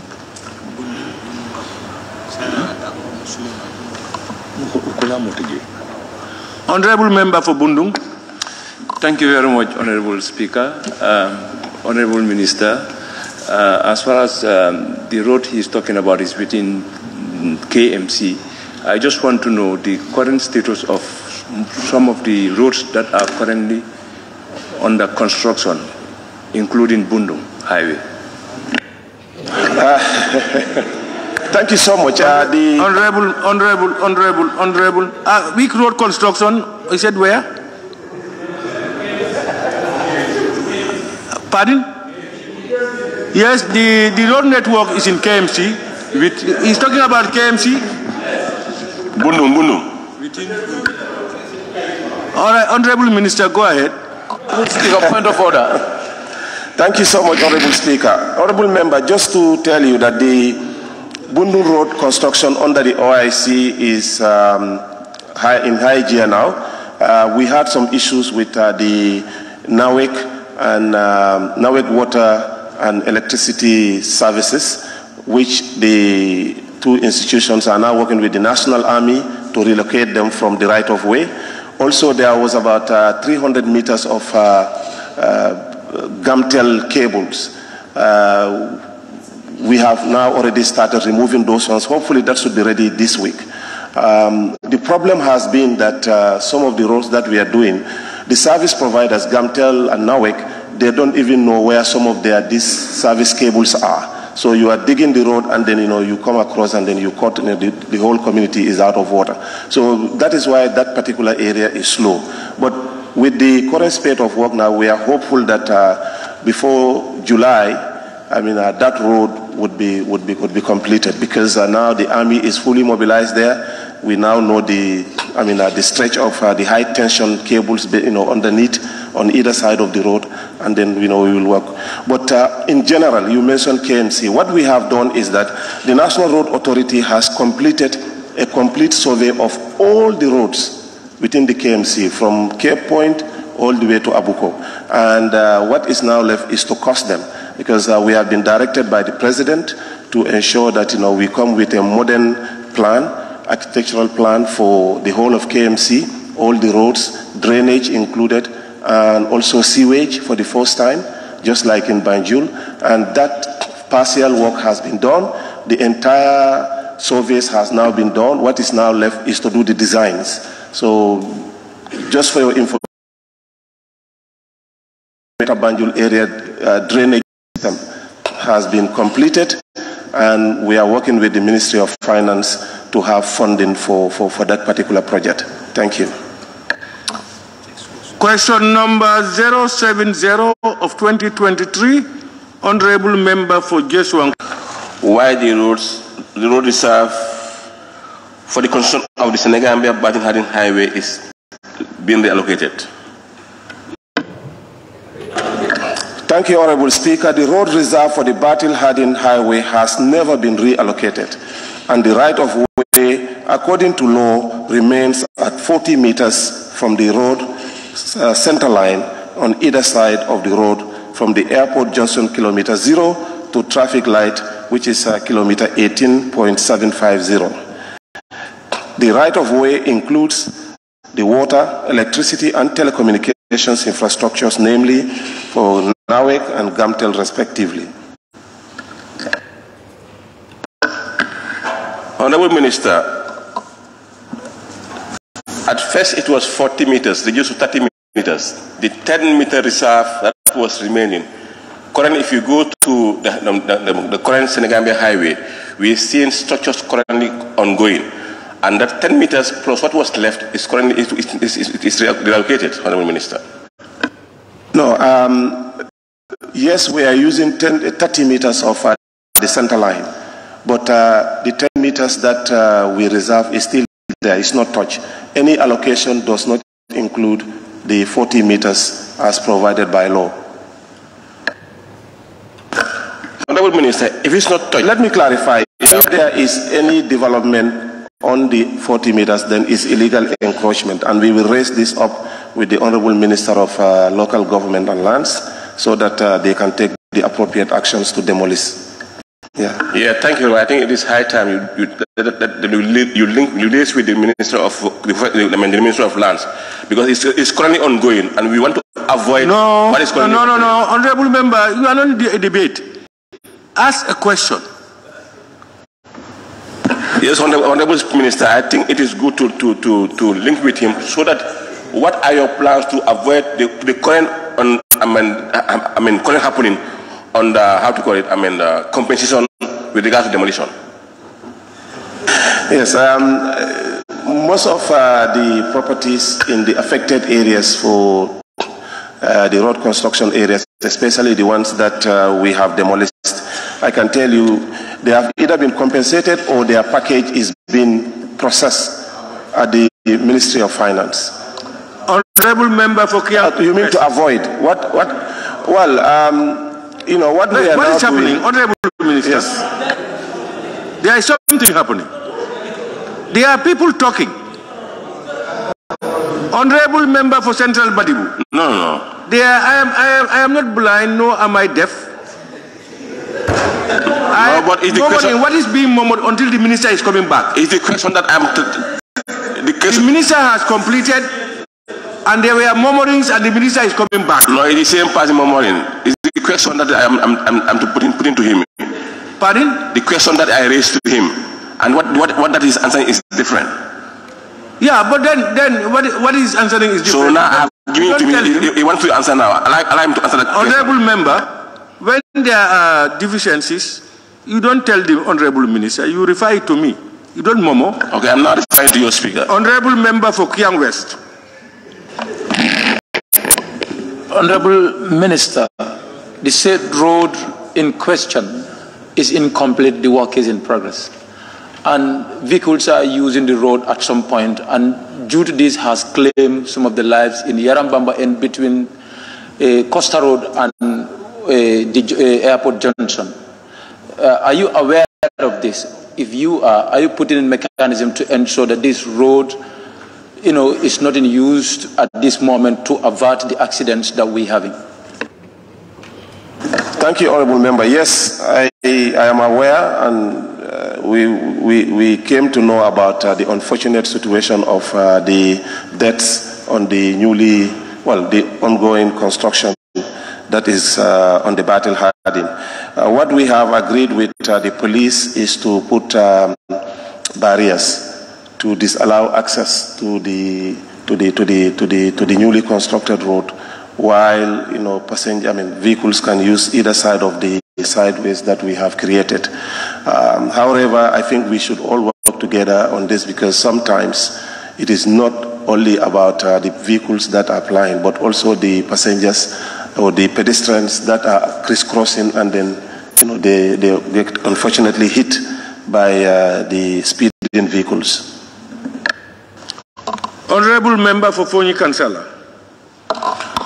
Thank you very much. Honorable Minister, as per the said road, Battle Hardin, Senegambia, 30 has been used, 10 remaining.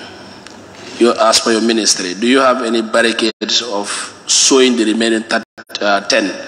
If so, are there any labels that will indicate so that it will not be encroached? Yes, the labels are there actually. The 40 meters allocated for the road actually is still there and clearly marked. And I think all those along that corridor, that's why we conducted some demolitions to ensure that we have the 40 meters. Question number 071 of 2023, Honorable Member for Kiang East. Kiang East? He has directed me to... Who is talking? Member for Kiang West. Kiang West? Yes. Has he communicated to the table office? He did. Table office?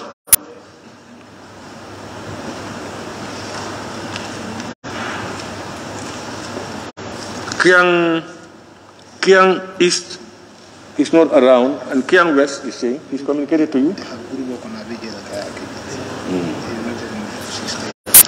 All right, Honorable Member for Kiang West, you can pose the question on his behalf. Thank you very much, Honorable Speaker, for that opportunity. Honorable Speaker, could the Honorable Minister for Transport, Works and Infrastructure inform this August Assembly of the Ministry's plan to construct roads in Kiang East, especially Kabada? Thank you, Honorable Speaker. The government, in collaboration with the National Roads Authority, have launched tenders for the construction of roads nationwide, including roads linking the Kabadas in particular.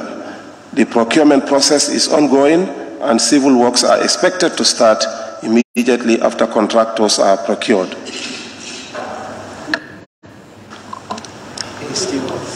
Yes, go ahead. Honorable Speaker, could the Honorable Minister inform this August Assembly on the route in Kia East Kabada, where this road is touching, starting from where and ends where? What I can assure you is different routes, starting all the way from Kuinala, going all the way to the Jaras, including the Jaras. It's about 120 kilometers in total. Honorable Speaker, could the Honorable Minister clarify if this road you are talking about will deal with the entire Kabada? Because you have talked about from Kuinala down to the Jaras in Kabada. Are you telling us the entire Kabada belt will be dealt with as far as this project is concerned? Yes, I can assure you. I mean, we have even sent the surveyors to survey from Jataba, just after the Kalaji Bridge to Kuinala. So that is also going to be added to it to complete the entire loop. Question number 072 of 2023, Honorable Member for Fonyi Bondali.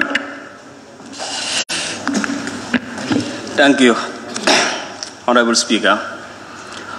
Honorable Speaker, could the Honorable Minister for Transport, Works and Infrastructure explain to this August Assembly the plan his ministry have to construct the roads linking Moyok to Saramusa and Taiba-Nyas? Thank you, Honorable Speaker. The government, in collaboration with the National Roads Authority, have launched tenders for the construction of roads nationwide, including roads in Fonyi. However, the road linking Mayok to Saramusa and Taiba-Nyas are not included in the current package. Notwithstanding, road inventory and surveys are being conducted for possible involvement of this particular loop in subsequent phases. Any supplementary? No. Honorable Fonyi Brefet, you have a supplementary? Yes. Thank you very much, Honorable Speaker. Honorable Speaker, could the Honorable Minister tell me if he is having any plan to construct the road from Ndemban to Kanjavina? Honorable, I think you put that question to the Minister, he will respond it.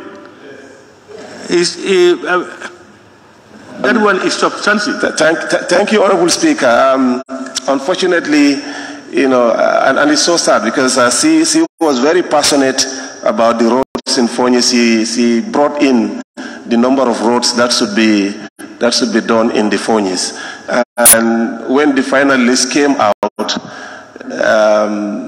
our constituency roads actually were not involved or were not included. But I want to assure her that in the next phases, definitely we will consider Kanjamba Road. That I can assure you. Thank you. Question number 073 of 2023, Honorable Member for Fonyi Bondali. Thank you, Honorable Speaker. Honorable Speaker, road maintenance has been a challenge in the infrastructural development of this country, Could the Honorable Minister for Transport, Works and Infrastructure explain to this August Assembly whether there are plans to carry out maintenance on the heavily affected Moyok to Kanilai Loop and Moyok to Sangajor on the South Bank Highway, main highway? Thank you, Honorable Speaker. The National Road Authority is aware of the urgent need for maintenance in Mayok to Kanilai Loop and Mayok to Sangajor Loop roads. The roads were constructed in 2009 and were lowly trafficked, which has also contributed to the deterioration of these roads. Roads became highly trafficked just in the past few years. Going forward, the National Road Authority will dispatch its maintenance team to the said area as remedial measure before the roads can be rehabilitated. If so, is there any timeline? Well, I just spoke to the MD of the NRA, and then they will deploy their regional maintenance team there, hopefully at the end of this week, just to see first, and then, they will come up with a design for the maintenance. Yeah. Thank you very much, Honorable Minister of Works, for ably responding to all questions from honorable members.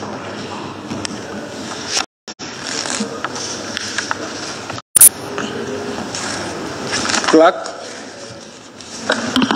Thank you. Questions for oral answers. The Honorable Minister for the Attorney General and Minister for Justice. Honorable Attorney General and Minister of Justice, can you take the podium? Honorable members, questions for which due notices were given to the Honorable Attorney General and Minister of Justice by honorable members for oral answers.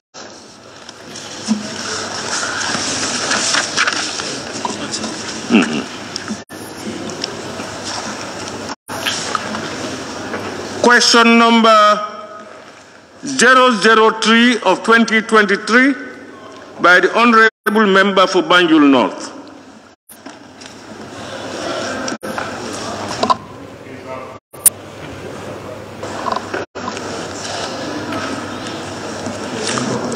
Question number 004 of 2023 by the honorable member for Busumbala. Thank you, Speaker. Honorable Speaker, considering the importance of justice in the context of human rights, could the Honorable Attorney General and Minister for Justice inform this august Assembly when shall the justice be rendered to the victims of TRRC? Thank you. Thank you very much, Honorable Speaker. We believe the Honorable Member meant to refer to victims of probably Jammeh or the period that Jammeh was in government, not victims of TRRC, because TRRC doesn't have victims. The government is committed to ensuring that the victims of Jammeh will get justice they deserve. The government, through the Ministry of Justice, is working tirelessly to ensure that recommendations of the TRRC are fully implemented. Some of the strides made in this regard are as follows. Government have initiated talks with the ECOWAS to assist the government in establishing international court that will hear criminal cases involving perpetrators that bear the greatest responsibility. Questions have been raised in the past on why we cannot utilize our local courts. Some of the more serious crimes under consideration cannot be heard before our courts using our existing local laws. Our courts do not have jurisdiction to hear international crimes, and crimes such as torture do not exist in our local laws. There is therefore the need to come up with international or internationalized court that will be clothed with the necessary powers to hear and determine matters of international criminal law. Secondly, our current criminal justice system does not have aspects of victim participation that are deemed crucial in prosecutions of this nature. This internationalized framework will therefore give us an opportunity to include innovative procedures such as victim participation, witness protection, and the possibility of holding trial sessions in other countries. Secondly, we have prepared an implementation plan for the post-TRRC prosecution, which should be launched in the second quarter of this year. Hopefully, a little bit outside of the second quarter. We are now targeting after the Ramadan. This will give the general public an idea of what the government's roadmap towards implementation is. It will be important to also note that when we talk about justice, there is a tendency to dwell on retributive justice. Justice goes beyond retribution to other restorative aspects of justice, such as establishing the truth and providing reparations, which are components of justice that must go in tandem with retribution. We are taking a holistic approach and ensuring that our approach to justice is comprehensive so that the victims can be satisfied that justice has been done and they can heal. Government has been enforcing some of the recommendations of the TRRC that are capable of being enforced. Administrative steps have been taken against certain people who were recommended to be banned from holding public office. We are in the process of drafting a bill to make those bans final or legal. We have identified reforms that will be needed to ensure that these atrocities do not occur again. These include infrastructure reforms, security sector reforms, institutional and legislative reforms. Thank you, Honorable Speaker. Any supplementary? Yes. Thank you, Honorable Minister of Justice. You did make mention of some of the crimes that are not triable within our court system. But is it foreseeable that some of the crimes that some of the victims are recommended for are triable within the court system? Why did the Minister of Justice did not proceed in prosecuting those victims, prosecuting those perpetrators? We are on the verge of, in fact, we have started drafting, I have gone public about this, we are on the verge of setting up a special prosecutor's office under my office to deal with all TRRC-related crimes.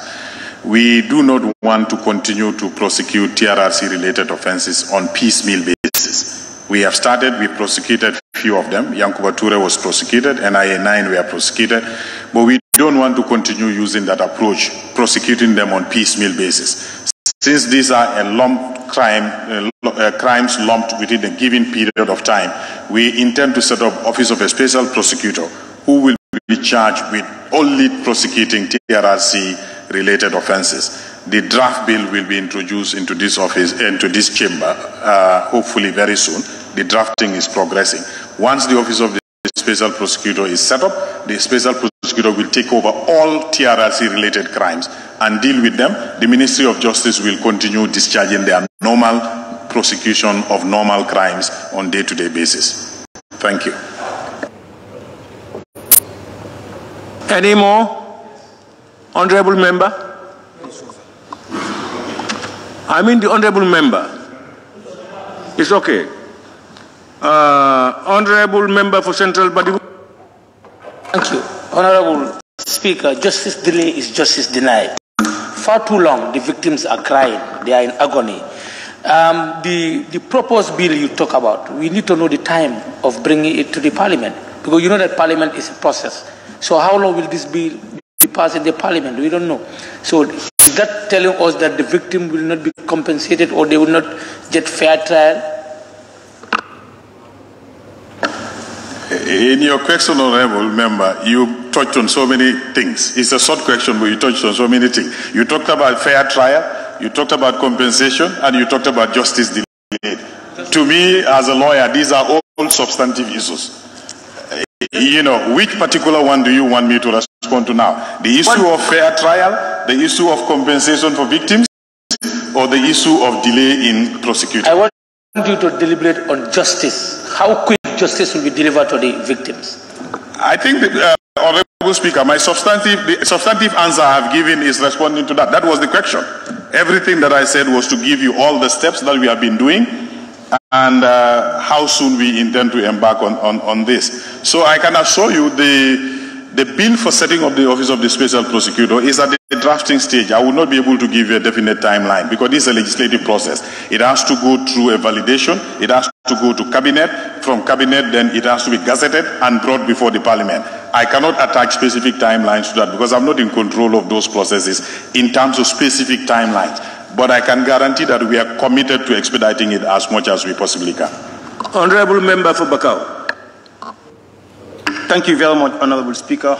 Honorable Minister, we are all made to understand that the TRRC recommendation have barred some top officials from holding government official positions as at now. And according to my research, I have made to understand that some are still holding those positions. If this is the case, why is this happening? I am not aware of any banned person who is still holding office. If you know, please let me know. Honorable Member for Nyamina Dankunku. Thank you, Honorable Speaker. Honorable Minister, the TRRC, you have these three: truth, reconciliation, reparation, and commission. After the final report of the TRRC, I believe reconciliation is very important. Looking Gambia, looking our cultural setup, so on and so forth. Does your ministry, don't you think it is important your ministry embark on a reconciliation process? After, then you come to prosecution. Because I believe you start with prosecution, whether we will achieve reconciliation. Thank you. Reconciliation and building peace is a key pillar in the post-TRRC activities. In fact, the recommendations of the TRRC are broadly into mainly, you could say, probably 4 categories. You have justice and accountability. The reason, that is what I'm dealing with here, because that's what the question is asking. But there is a component that deals with reform. And reform is mainly 2 categories: institutional and legal, legislative reform.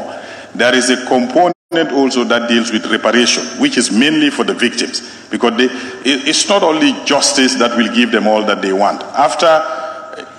If you bring the perpetrators, prosecute them and send them to jail, it doesn't change the conditions of some of the victims, because some of them are already grappling with health conditions.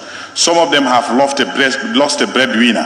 Some of them have issues that they are grappling with. So there is a reparation component that will deal with compensation. And very soon we will introduce a victims bill in Parliament that will set up a victims fund that will be administered by an independent body where reparation payment will continue. But also there is another component for which your question is relevant to. That is, the nation need to heal and move on. We cannot continue to dwell on the past. So there is a plan to build a peace commission, all right, that will have a full-time mandate of building on our fragile peace, to strengthen it, to help the societies to heal and reconcile and move on as a society. That will be implemented by the Ministry of Interior. But of course, we are coordinating everything. And once our implementation plan is out, hopefully before the end of April, you will see that we are not leaving anything behind. The nation needs to heal and move on. Honorable Member for Kiang West. Honorable Speaker, from Honorable Minister's response, reparation stands a key part of the TRRC recommendations. Some of the victims with severe health conditions. Could you inform this August Assembly if some of the victims from victimizations and with the health condition are still in the same condition, or what is the ministry's plan, or if ministry is working to ensure that those victims are being treated and given fair or a better health treatment?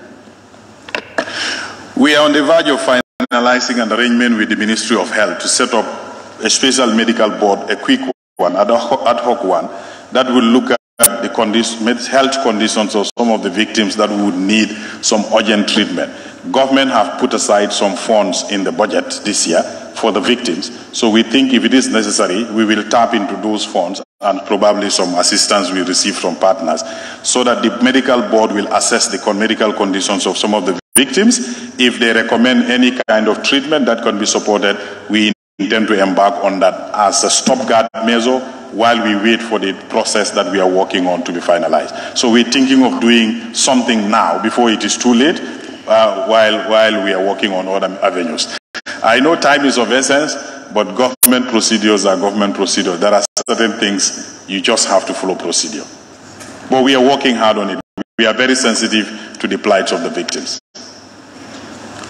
Honorable members, let me remind honorable members and honorable ministers. Supplementary questions, not more than a minute.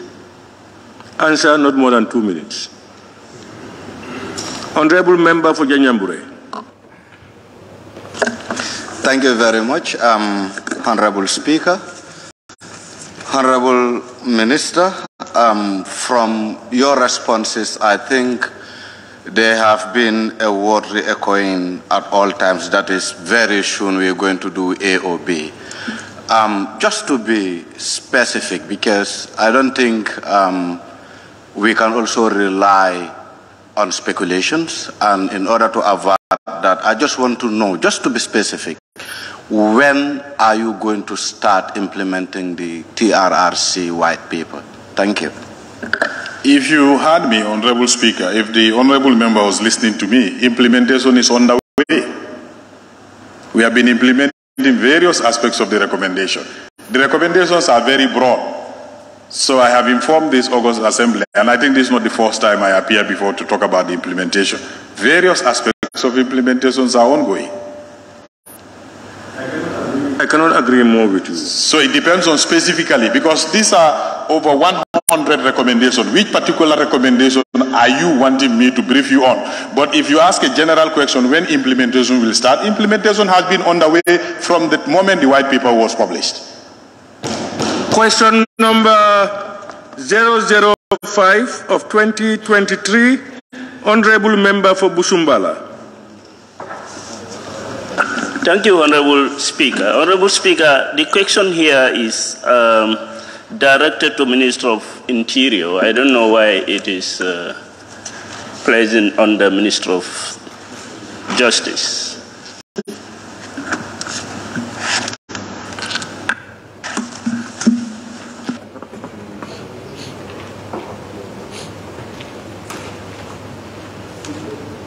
Notwithstanding, if the Minister of Honorable Member. Directed to the interview. Talking about the sacrifice of people who are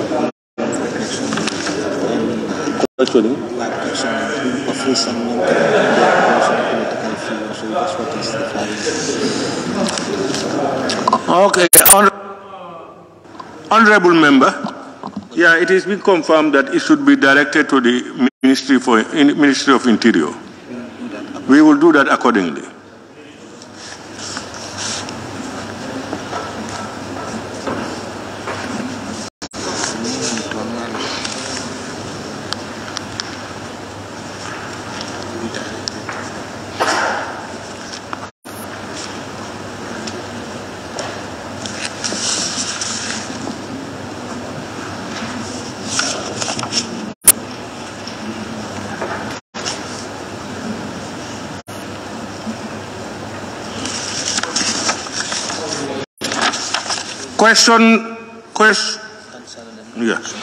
Question number 006 of 2023, Honorable Member for Fonyi Kansala. Thank you very much, Honorable Speaker. Honorable Speaker, could the Honorable Attorney General, Minister of Justice, clearly inform this August Assembly whether the sales of former President Jammeh's assets were done on tender? If yes, who were the buyers and how much were the assets bought, including the cattle? Thank you.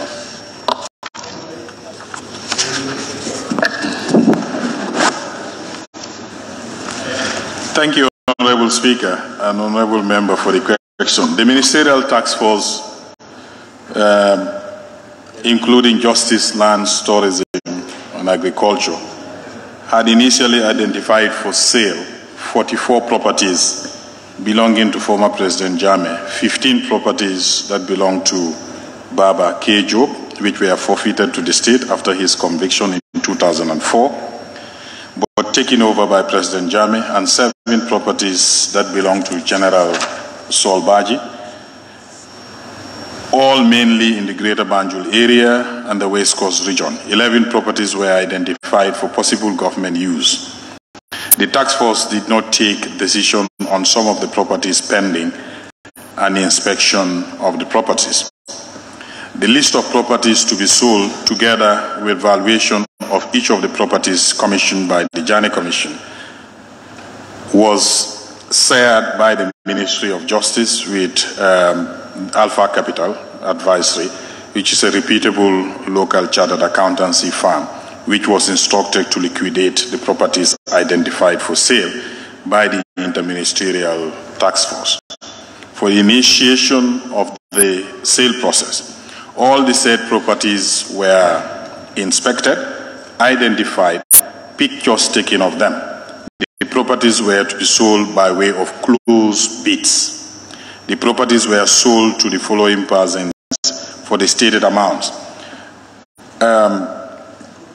My Honorable Speaker, when I got to this point, I prepared a list and sent the list to the Office of the Clerk for the members to be provided with the list of individuals and properties that were sold. I'm not sure whether this was distributed. If it is not, we are fine for it to be distributed.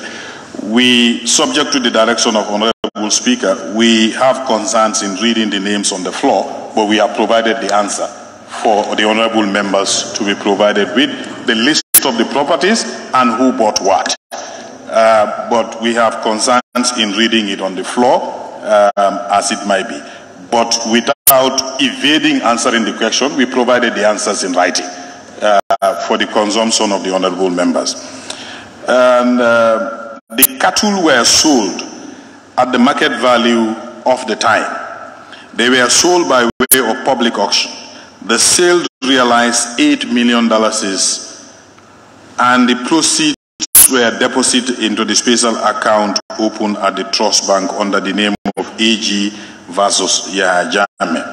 However, for the cattle, I tried as much as possible to get the names of the buyers of the cattle. Up to the time of coming to the assembly, I'm not able to get the names of the buyers because the sale for the cattle happened at the commission. It was the commission that sold them. So we find it very difficult to get the names of the buyer. But after the commission finished their job, the properties that were forfeited and sold, the answers for the buyers are provided to the Office of the Clerk. Thank you. Honorable Speaker, sorry, the Minister, as per the last list that was provided, I think no indication were shown on issues of cattle as per the last list that was circulated. I think a similar question was deliberated. Would you provide us this? If, as you are saying, we want to know the cost per cattle. Can you tell us the cost per cattle?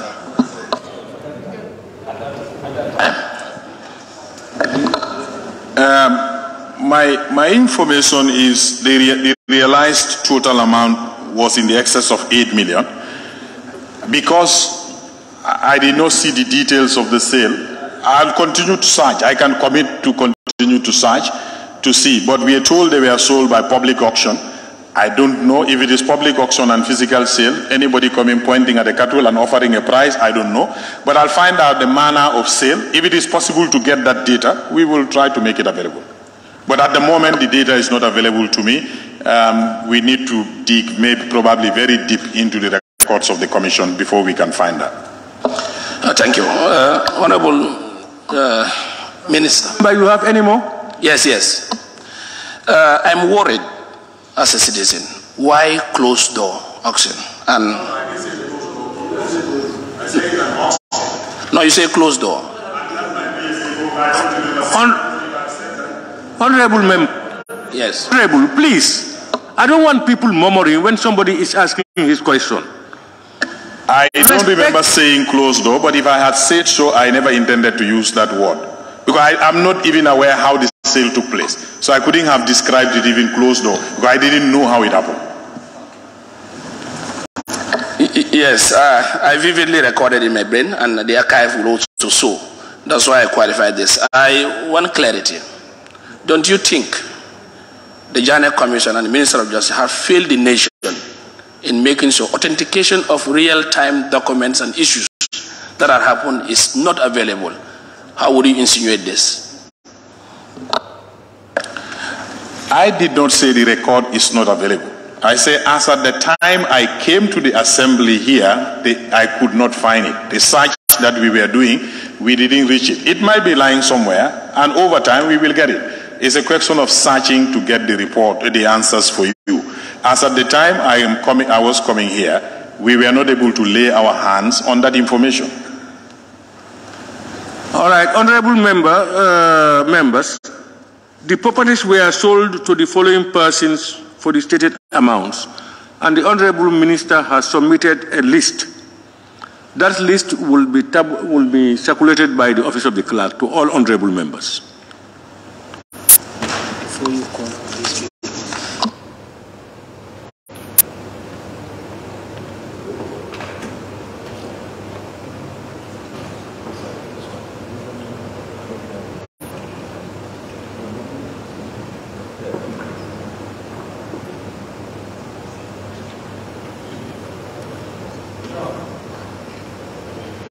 Honorable member for Bakau.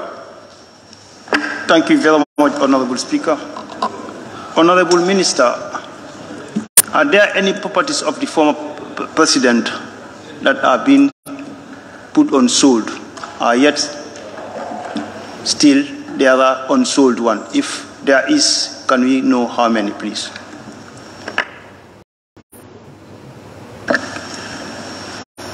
That's a loaded follow-up.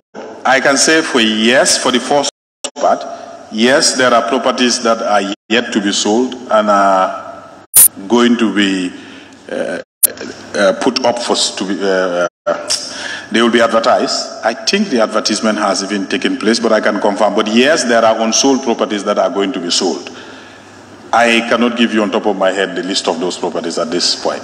But to answer you, yes, definitely yes. Because some more properties are even No, Honorable, don't answer to other questions. Okay. Please. Thank you. Honorable Attorney General, you try to furnish the honorable members with the list of the number. You said number of properties unsold? Yes. Yes. You find out and you furnish it. We will forward it. Honorable member for Kiang West. Honorable Speaker, from Honorable Minister's response, it was indicated that there are some facilities from the said properties which are inhabited by the government today. Good. Can you tell us where are those facilities? We can also provide that list later. I don't carry that on top of my head. If I remember, I think you said about 11 were put aside for use by government. Yeah, but then he will also provide the list. Yes. And probably their location, as you asked. Of course, yes. We'll provide their descriptions and which agencies are in occupation. Yeah. Honorable member for Foni Jarol.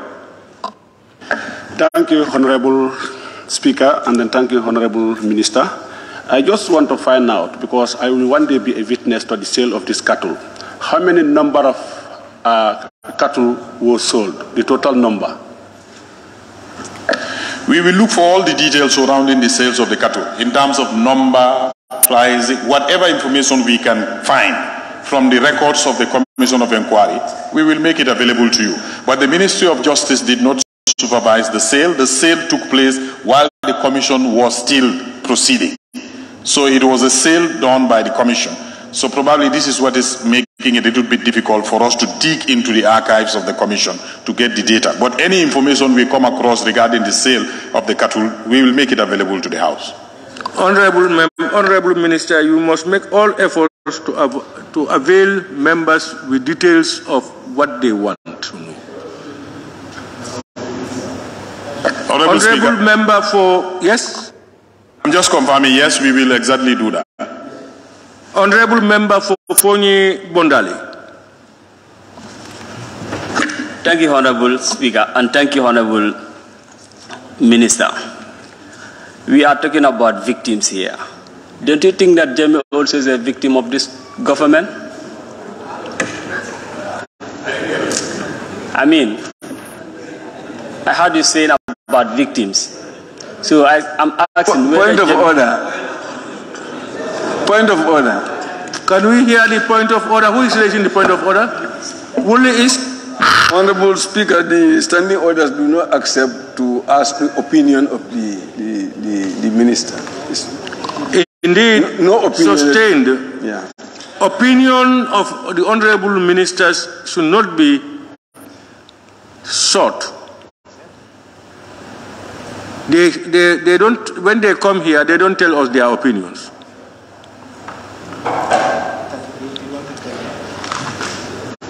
Yeah, let me just quote the relevant section. Section 38G.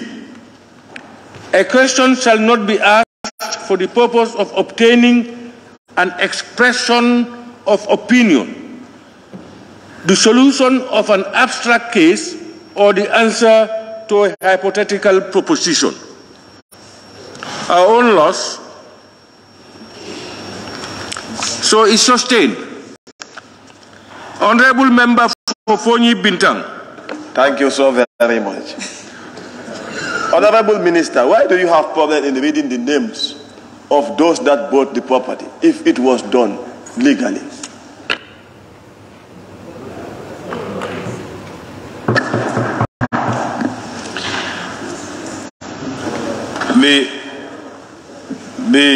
The reason is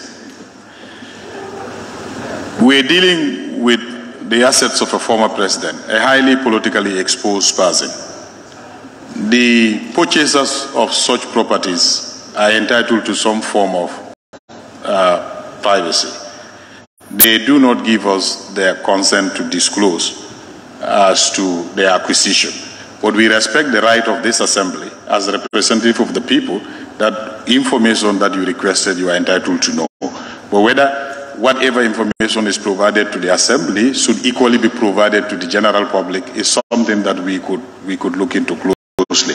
So we provided it to the assembly, but we do not think it is appropriate for us to disclose it to the general public.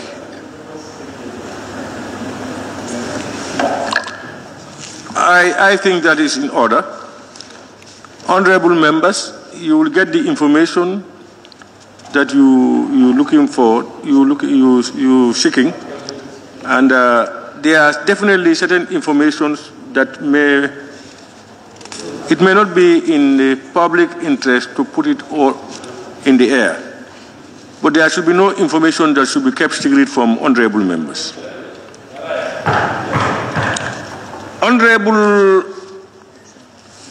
Question number 007 of 2023 by the honorable member for Nyamina Dankunku. Thank you, Honorable Speaker. If I could have got the opportunity to make a supplementary question, I could not have asked the question. But then, since I don't get that opportunity, let me just ask it. Honorable Speaker, could the Honorable Attorney General and Minister for Justice confirm to this August Assembly whether an independent evaluation was conducted before the sales of the former President Jammeh's landed properties?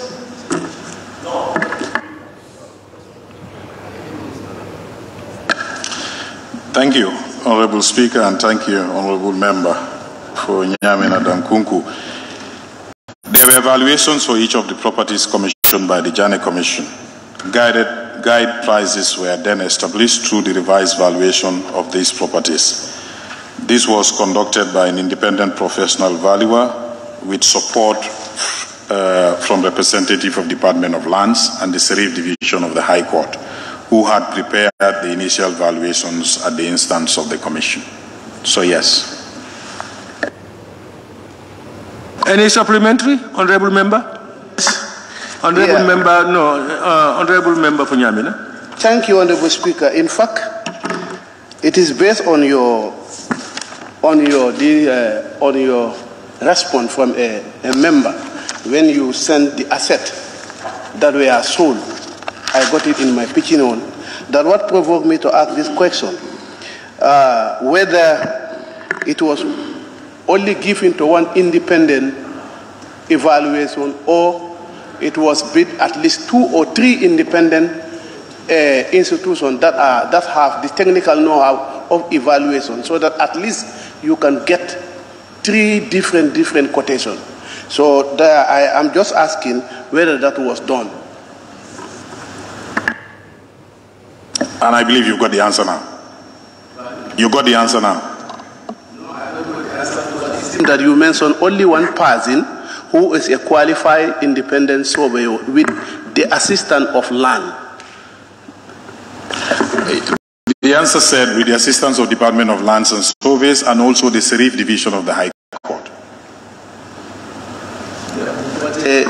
The Serif Division are they independent surveyors?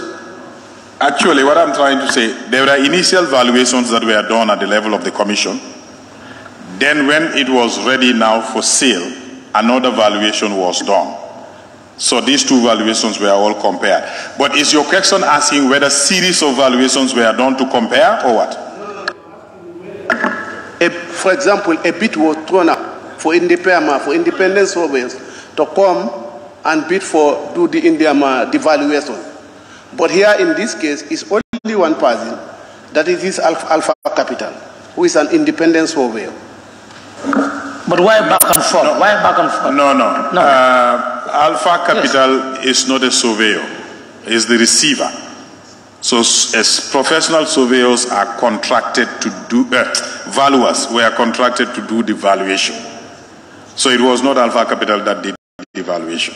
Valuation is done by expert valuers. All right. If I'm not answering you, I need to get the question clearer then, because I heard you talking about bid. I don't know what you mean when you mention bid. Honorable Speaker, Honorable Minister, what I'm trying to establish here, for example, now, when the AG chamber, how to call your ministry, whosoever was selling the asset in those material time, they could have floated a tender for valuers, people who have the expert of evaluation. Because if I make a reference on your response, for me, I believe some of the assets, even though I'm not an expert, knowing where the location of the assets are, for me, I believe they were sold at a very low value, at a very low price. This is why I was asking whether you have floated a tender for 3 or different companies to apply, come and make evaluation, then get back to any person who was selling. I understand 2 issues in what you are asking. Probably the way and manner in which the valuer was recruited. I wouldn't be able to delve into that at the moment. But one thing I know is whatever valuation price that was obtained as a result of the valuation exercise were merely a guide, and they were prices that were kept in secret. And when assets are advertised, people are allowed to bid in seal bids.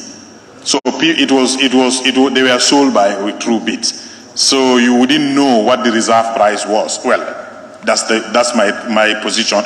So sellers would look at the properties and make offers, and all these offers were open together in a conference room where bidders will come and sit down, and these envelopes are open. So it is sold to the highest bidder. So the valuations were done to have an indicative value of the properties as a guide.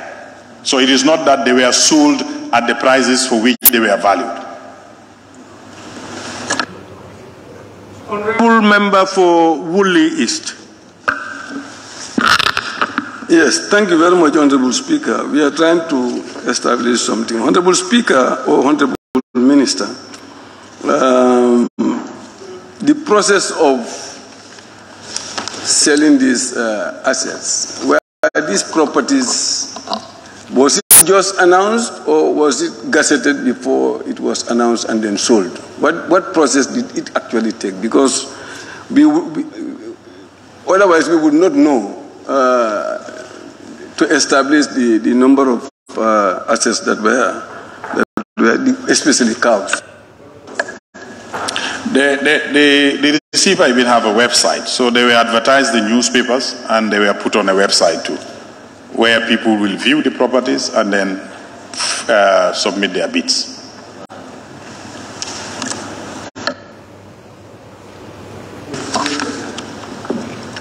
Honorable Member for Nyamina West. Thank you very much, Speaker. Okay.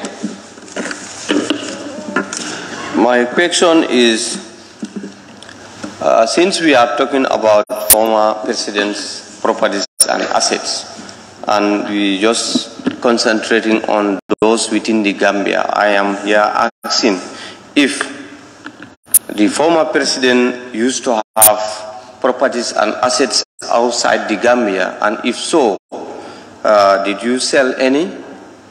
Thank you.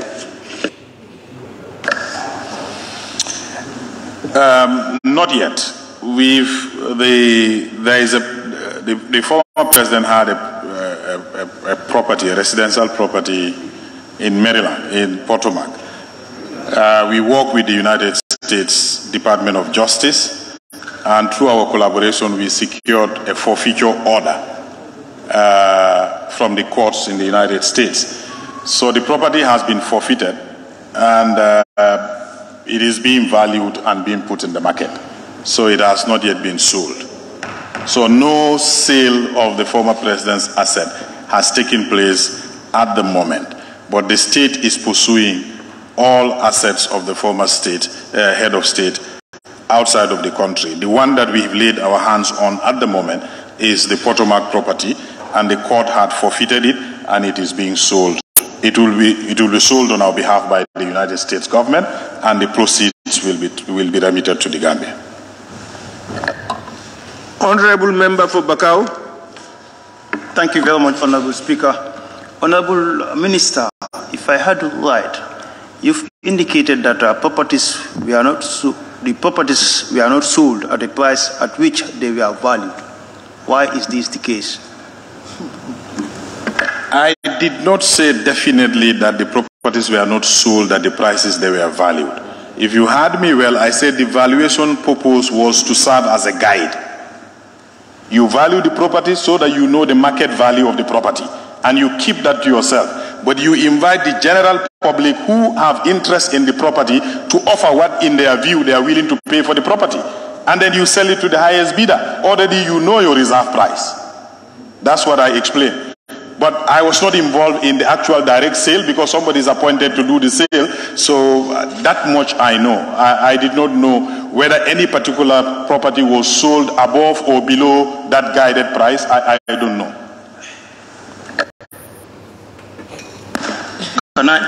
Honorable Member for Jesua. Honorable Speaker, I can. Honorable Speaker. Who is talking? Honorable Member for Bakau. Bakau, yes, Bakau. Yes. Am I giving the floor? Yes. Oh, I think I just gave you the floor. Yes, I need more clarification from the Honorable Minister. You need more clarification from the Honorable Minister. You are entitled to one question. I'm appealing to you if I'm given the floor, Honorable Speaker. Go ahead. Honorable, thank you very much. Honorable Minister, if normally in an instant you are selling your property, you come up with your price. So why should you allow interested person to come up with their own price?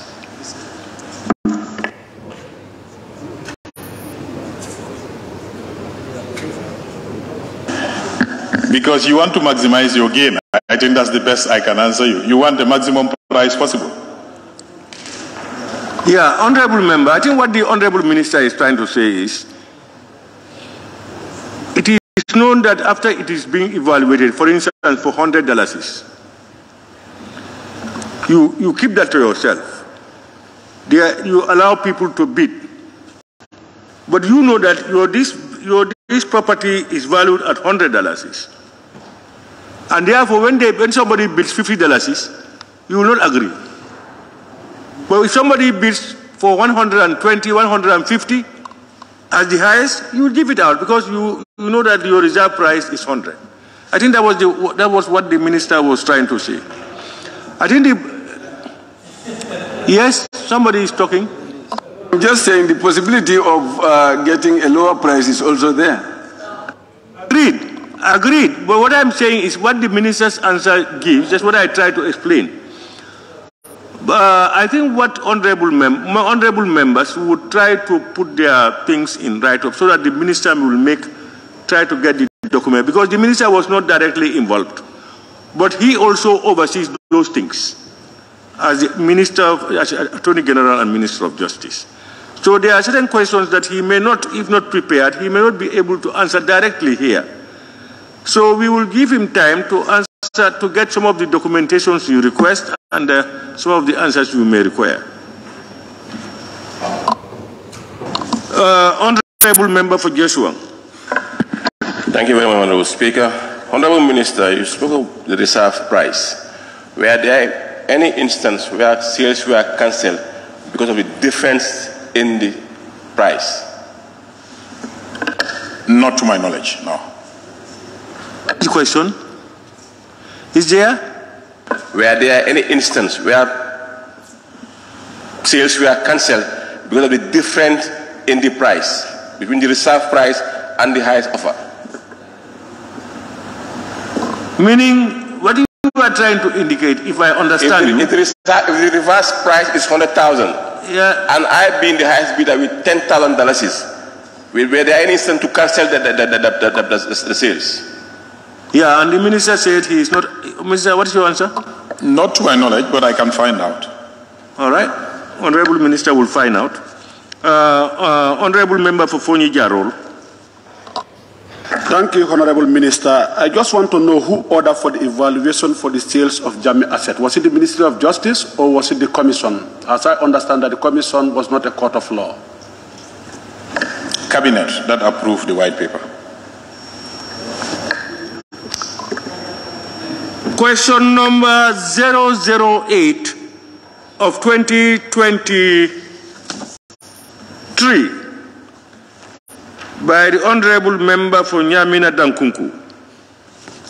Thank you, Honorable Speaker. Honorable Speaker, in relationship to the sales of forfeited assets of former President Jammeh, could the Honorable Attorney General and Minister for Justice inform this August Assembly to which accounts were the funds deposited? The proceeds from these sales were paid into a special account at the Central Bank of the Gambia and were subsequently transferred to the Consolidated Revenue Fund for use as regular budgetary process.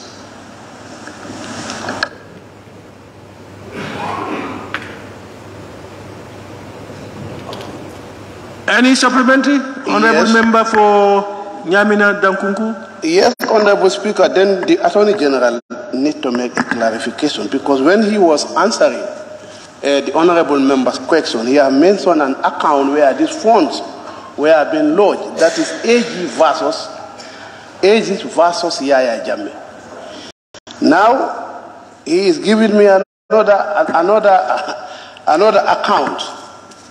So I don't know, then he needs to clarify this issue before I forward my supplementary question. That was the sale done by the Commission, not the forfeited assets. You know, I told you the cattle, that answer was specific to the cattle. The cattle were sold by the Commission. And as at the time the Commission was proceeding, there was a subsisting case in the court. So they secured an order there to sell. So that was why it was proceeded. But subsequently, I have no doubt all the proceeds were transferred to the Central Bank. Thank you, Honorable Speaker. Honorable Minister, who was depositing these funds? It is the client who was going to Central Bank, deposited the funds himself, or he will pass it to the people who sell the asset to him, they deposit it at the Central Bank. The receiver has an account. So whenever he sells, payments are done to the receiver's account, and the receiver then authorizes his bank to transfer to the central bank. In the central bank, there is a special account. Then that is where from the receiver's account, it goes to the special account for this sale of these assets in the central bank. I think in the name of the Ministry of Justice, but Ministry of Finance have access to that account, so they can lift the money from there to the consolidated revenue. Honorable Member for Brikama South. Yes. Thank you, Honorable Speaker. Honorable Minister, I just want to inquire whether you have any idea whether this money that is sent to the consolidated fund was brought into this parliament as a revenue to be approved for the aggregation to different sectors of the economy. That's for my colleague, Finance Minister. But I know, yes, I know in the budget there are revenue projections and expecting payments from these transactions, yes. Honorable Member for Fonyi Kansala. Thank you very much, Honorable Speaker. To the Minister, how would you say to this allege? How would you say to this allege? How would you say to this allegation? Which allegation? I said, how would you, I'm coming, just listen. How would you say to this allegation that the commission doing sales of assets, including the cows, that had various accounts that they were depositing their monies? Do you know of this?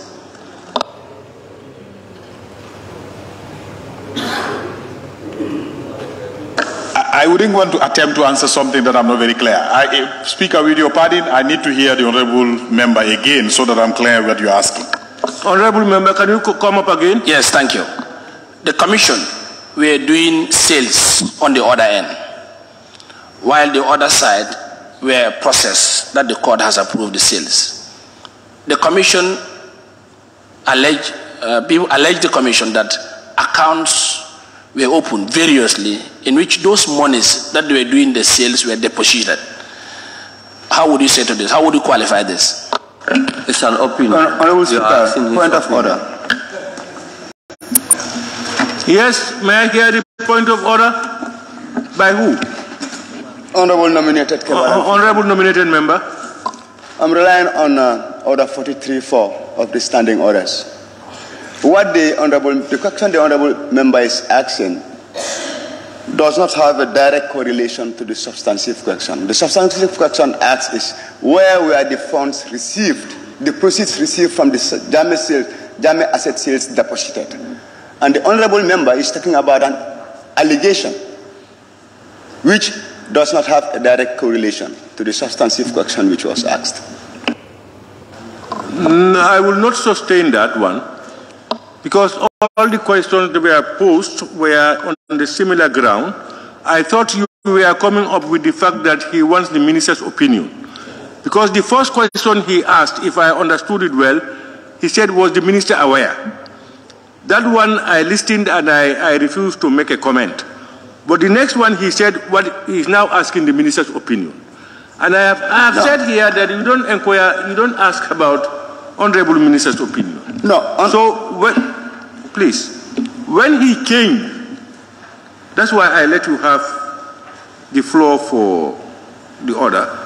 But what he has asked is within the ambits of what is being asked by most other people in the Assembly. Honorable Speaker. Good. I think he wants to say something. Yes, Honorable Speaker. Honorable Speaker, what he asked, you said was asked by other people. What the Honorable Member is saying is whether the Honorable Minister is aware of the fact that Commission members were doing sales on the sideline. No, sorry, I think you are not getting me. I'm speaking to the, I'm directing it to the speaker. Okay, that doesn't have a direct correlation to the substantive question. The question didn't ask whether sales were done at multiple levels. Remember, I don't think, I have not heard that one. That's that what he asked. Just hold on. That, I don't know whether I have another ear. That he said that the commission members were making sales on the illegal sales on the sideline. That's what he asked. Then let him repeat the question. That's what I heard. He can repeat the question. Thank you. If he change it, we'll hold him again. Yes. How can he change it? I am ever strong, and I'll remain strong. You know, if I hear the honorable member for Nyamine Dankunku, where came the principal question? He's asking about accounts where these monies were lodged. That's what he insisted on. I thought what I believe the honorable member may go out of order. The first question he asked the minister, he said, was the minister aware? The minister never heard him well. In his second question, he said, what is the minister's opinion? And I have ruled that opinions should not be sought. But is the minister aware of that fact as minister and as Attorney General and minister? Is in line. But he has changed it to his minister's opinion on it.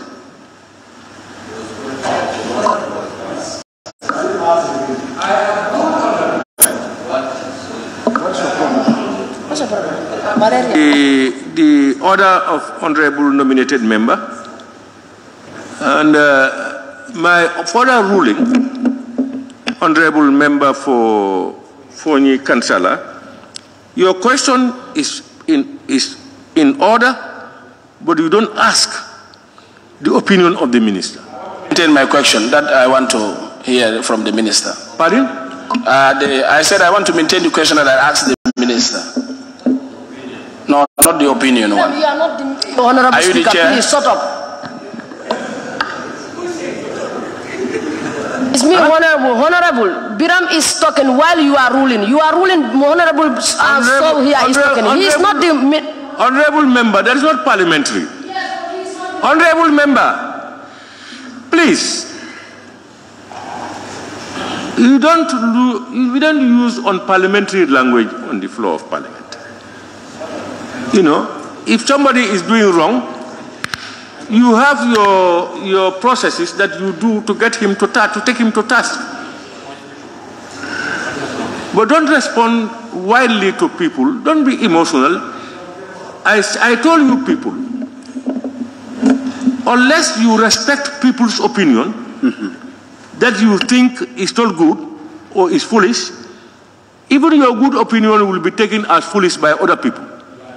So what the principle is, respect people's opinions, but you have the right to differ with his opinion. But if somebody is saying something, you don't want him to say it. But when you are talking, you want everybody to listen to you. Will that be possible? So, honorable members, let's please be patient and listen to people when they are making their statements. However bad, if it is not in order, just raise that point. If it is not true, wait until the person is seated, you come out with your truth. Because members will listen and will take the best. Please, let's be patient. I was talking to the honorable member for 𝒂𝒄𝒄𝒏, am I right? Yeah, 𝒂𝒄𝒄𝒏, what were you said something? Yes, as alluded by the parent question, the main respondent about the AG versus Jammeh account. And the minister also clearly stated that some of the sales were done by the commission and the accounts were open. Is he aware of those accounts? And if so, what are the fates of those accounts?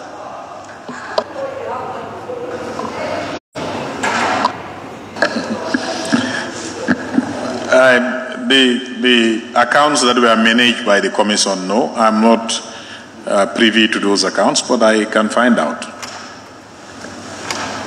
Honorable member for Woolley East.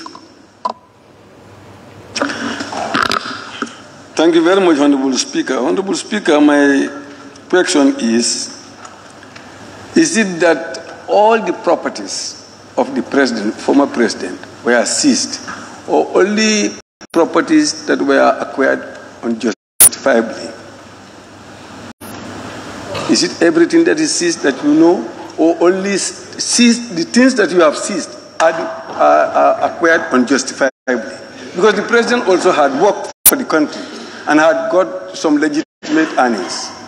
So is it everything that is seized?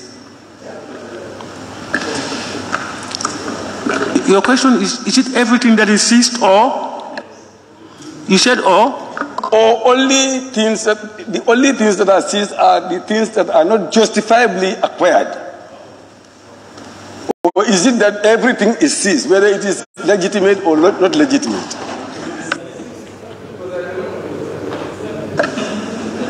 Honorable Speaker, with your permission, I consider it a substantive question, so it will require a substantive answer.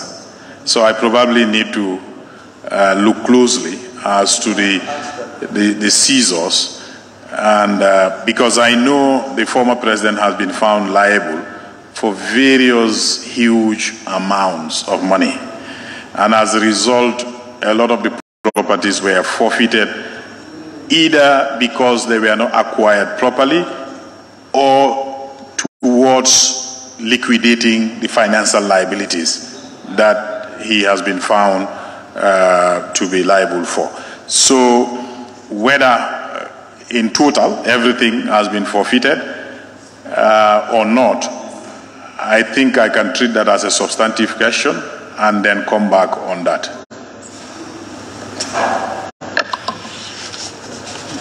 All right, Honorable Member for Woolley, the Honorable Minister will find out and get back to you.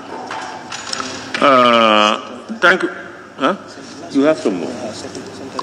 Honorable Member for Central Badibu. Thank you. Honorable Minister, in your response to Honorable Member of Nyamina Dankunku, you said there's an individual who received the money to be submitted to an account. Is it a team who was selling the cows, or an individual was assigned to sell the cows? Was it a team or an individual? I think there is a slight misunderstanding on the side of the members regarding the various questions I was answering. The sale of the cows were not supervised by the Cabinet Task Force. Those happened before the Commission finished their work, while they were proceeding. So they have made provisional orders. While the Janneh Commission itself was proceeding, the sales took place. So the cattle were sold by the Janneh Commission itself, even before they did their report and submitted to Cabinet, before a white paper comes out.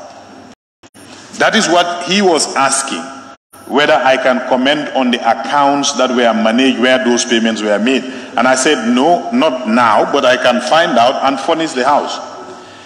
The Ministry of Justice and the Cabinet Subcommittee only got involved in sale of properties after the report was submitted, a white paper was approved by Cabinet, and a decision was made which properties are forfeited and are to be sold. Those sales are the ones that were supervised by the Ministry of Justice. Ministry of Justice outsourced it to a receiver who was doing the sales and then remitting the funds to the central bank. I believe that is clear now. Honorable Minister, I think your point is very clear. It only clouded some other areas. Honorable Member for Kiang West. Honorable Speaker, the question, the substantial question that was asked is asking about where the funds were deposited to. And but in follow-up questions, minister's response, and people are very much concerned about where this fund, how these funds were sold and deposited to. But I want to ask Honorable Minister, if the entire properties of former President Jammeh that were forfeited could be sufficient for the reparation of the Gambians that were victimized.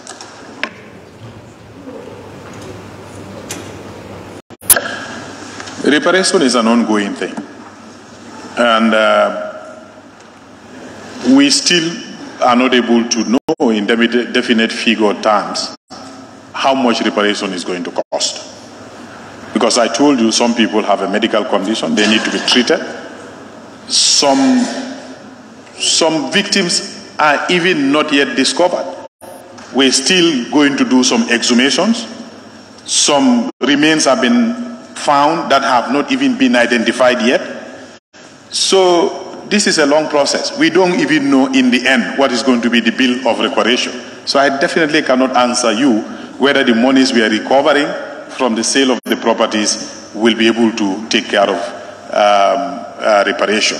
What I can add is government is committed to the reparation of victims, and it is the commitment of government. That is the reason why a victims fund will be created, for which annually government, with your approval, this chamber, money will be put into that reparation fund, because reparation is going to be an ongoing thing. It's not a one-off check. When you draw the check, one-off, and it is done. Because, in fact, more victims are being discovered all the time. So we don't know the bill of reparation, so I definitely cannot answer that question.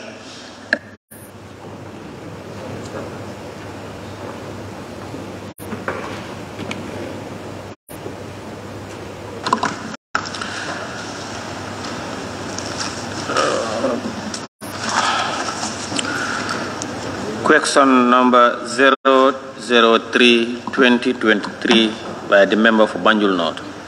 Okay. Thank you very much, Honorable Speaker. Thank you very much, Honorable Minister. Honorable Speaker, could the Honorable Attorney General, the Minister for Justice, update this August Assembly on the implementation of the reparation component in accordance with the TRRC recommendations? The Ministry of Justice has finalized the drafting of the Victims Reparation Bill 2023. The bill has gone through the stakeholder review process and was validated by the stakeholders in February 2023. The bill has been submitted to Cabinet for deliberation and approval. Thereafter, it will be tabled before the National Assembly.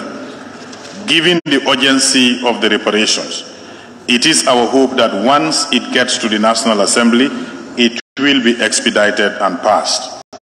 The Reparations Bill seeks to create a Victims Fund and a Reparation Commission that will take over the reparation aspect of the TRRC and manage the Victims Fund. The Commission will also have the mandate to register victims that were not identified by the TRRC. The Commission will have the mandate to ensure that an accurate victims database is put in place. The Commission's mandate will not only be to pay compensation, but most importantly to provide restitution and rehabilitation to victims. The government has already earmarked about $160 million in this year's budget for that purpose. Thank you. Thank you very much, Honorable Minister. When do you intend to introduce this bill in Parliament? It is already submitted to Cabinet, so as soon as Cabinet approves it, we will gazette it and table it. In that regards, are you also considering time, more particularly when it comes to the victim side, in terms of bringing this as soon as possible at the level of the Cabinet? Yes, indeed. That's why I said we hope to have it expedited when it gets to the Assembly.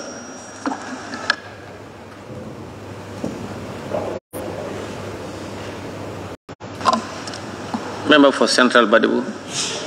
Thank you. Honorable Speaker, can the Honorable Minister inform us whether they got any funding from anywhere as far as the reparation is concerned?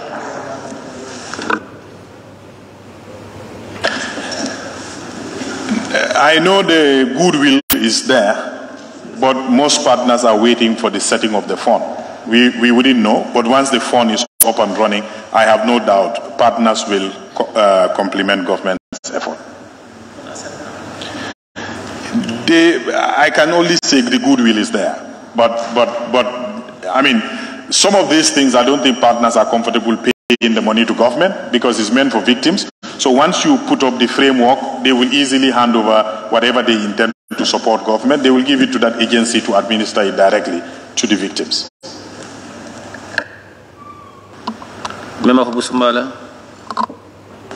Yes, Honorable Minister, you did talk about this bill. It is going to address the victims that have been identified on TRRC, and additionally, the victims that have just been identified, that are on the process of identification. Yes, I mean, the TRRC we know was time-bound. So as a result, we couldn't guarantee that they have registered every victim. And for obvious reasons, there were some victims who also never wanted or bothered to go and register with the TRRC. So we couldn't limit our definition of a victim to mean only those who were registered with the TRRC. Victimhood is determined by what happened to you, not whether or not you went to TRRC or not. So for me, if you are able to substantively prove before an impartial entity that you have suffered one way or the other, what stops that entity from accepting you as a victim and include you in any process that is going on? So that is why the bill that we are bringing before you very soon, the Commission will have an additional mandate of receiving applications or petitions for recognition as a victim. Of course, they will have their objective criteria of assessing those applications, but once they are convinced that somebody is truly a victim, we should not close the door at them. They should be allowed to come in and be admitted as victims. Thank you very much, the Honorable Minister. Nominated Member Kebalang Fofana. Thank you, Honorable Speaker. Honorable Minister, based on the revelations of the TRRC, do you have any indicative value as to how much reparations might cost the Gambian people? I think I answered that with the 𝒂𝒄𝒄𝒆𝒔 question. We wouldn't know the bill of reparation cost. Like, we're still counting. We're still discovering victims. And the assessment done by the reparation committee of the TRRC as to quantum of compensation per injury of a victim, the victim themselves have questioned that assessment. And I strongly believe that assessment will probably be revised. And our approach from the policy point of view as a government, we do not intend to, if I would say, interfere very much with that process. We want to entrust it to credible, impartial, and objective people who will assess fairly and determine what is adequate. It's never going to be adequate, because if you lost a loved one, no monetary compensation can pay for a life. But, I mean, an objective best practice assessment will be carried out, and then the intention of government is to adequately compensate victims, whether it's injury, whether it's loss of life, whether there are other kinds of injuries that can take place. But like I hinted earlier, reparation broadly is beyond compensation. There are some victims who don't even want to accept monetary compensation. All that they need probably is restitution. Thank you. Thank you very much, Honorable Minister for Justice and Attorney General, for answering to those questions that were directed at you. Thank you very much. Clerk, you may proceed. Question for oral answers continues. Question for oral answers by the Honorable Minister for Finance and Economic Affairs.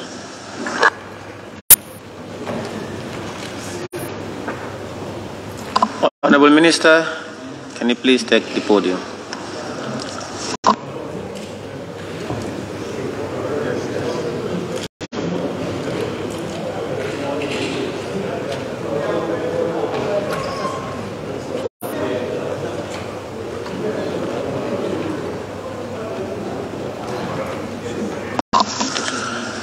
questions for which due notices were given to the Honorable Minister for Finance and Economic Affairs by honorable members for oral answers.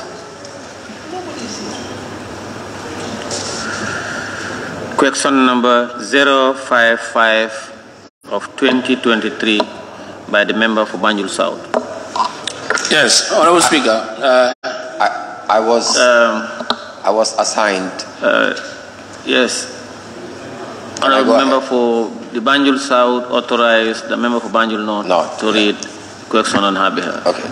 Thank you very much, Honorable Speaker. On behalf of the member for Banjul South, the question reads, Honorable Speaker, could the Honorable Minister for Number 056 of 2023 by the member for Upper Salom. Thank you, Honorable Speaker. Honorable Speaker, the government of the Gambia, sometime in 2018, prepared a report on cross areas between the government and state-owned enterprises, SOEs, and the Gambia Revenue Authority. Would the Honorable Minister for Finance and Economic Affairs give this August Assembly an update on the payment of these cross-border areas, cross areas, showing who owes what and to whom, and the payments including all outstanding payments?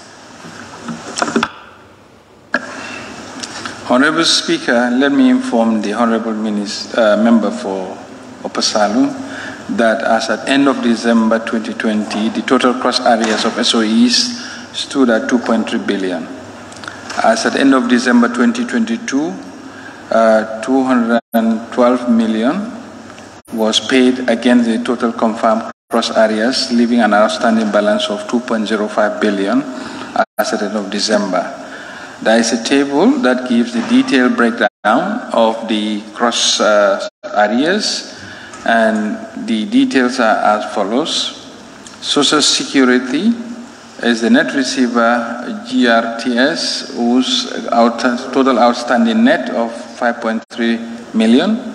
Social Security against civil aviation, net owed to Social Security 87 million. Gamtel versus Gamcel, 367 million. Gamcel versus GRTS, 1.6 million. Gamcel versus GIA, 8 million. Social Security versus GIA, 15 million. Social Security versus Gamcel, 48 million. GNPC, amount owed by NAWEC, 1.268 billion. NAWEC, amount owed by Gamtel, 495. GNPC, amount owed by GIA, 495,000. GPA versus GIA, net 812,000. Gamtel versus GIA, 1.65 million. Social Security versus GGC, 222 million. GPA versus GCCA, 25 million. GPPC versus GIA, GCCA, 173,000. Cumulative total, 2.055 billion.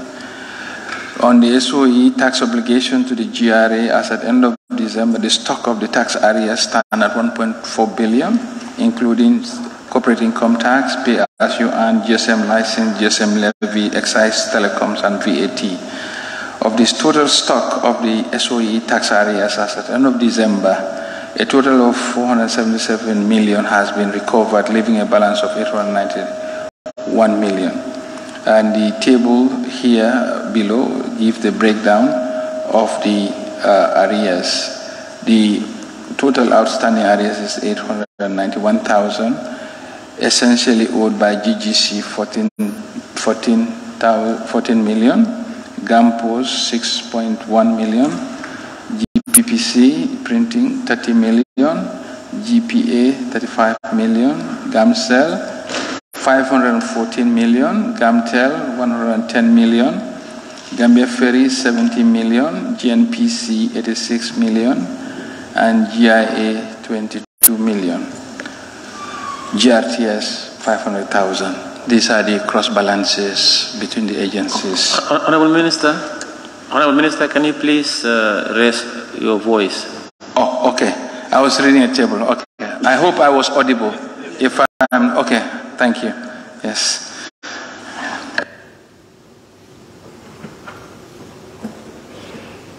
Yes, thank you very much, Honorable Speaker. Now, Honorable Speaker, would like to get a copy of the table that he was reading, so that the other members can actually have a better understanding. Now, the supplementary question I have on this one is, if you look at the, the chorus areas, you said almost at the end of December 2022, about 212 million was paid as against 2.3 billion among themselves. So that is almost, you're talking about almost like less than 10%. That was paid. But on the other hand, if you look at the one for the GRA and the other SOEs, you are talking about almost, they've made a payment of almost 30%. Now, what is responsible? Because it seems GRA actually, is it that GRA they are more aggressive in collecting their debts, or what's actually happening with the others that are still, extremely low? Thank you. The detailed response will be circulated to the honorable members for their information. GRA has been very active in their collection, and we as a government encourage them to go after all obligors to settle their outstanding. This has been partial explanation of their higher collection performance, and this has been reflected in the revenue performance recently. We are more than happy to encourage other cross obligation between the SOEs to settle. As we know, the performance of the SOEs is quite a concern, and part of the problem and challenges is the outstanding SOEs. But it's worth noting to just pick out of the total balance of 2.05, NAWEC alone between NAWEC and GNPC is 1.3 billion. So that explains it's not a very even number. We are working towards eliminating or reducing this substantially, but it's mainly between the two respective SOEs, their own debt collection efforts that they are putting in place. The government does not intervene, but it's between the two various SOEs that are concerned. But we believe now that we are moving ahead towards putting them on a market-based approach, their debt collection will be more aggressive than has been the case. Thank you.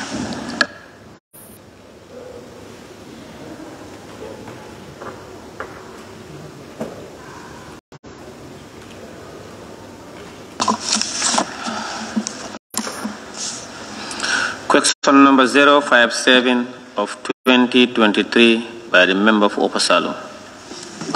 Thank you, Honorable Speaker.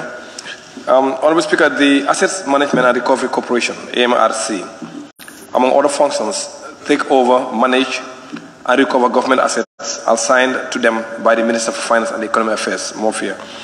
Will the Honorable Minister for MOFIA inform this August Assembly the total value of debt assigned to AMRC and what has been collected so far on each assignment and the cost associated with those assignments? Honorable Minister.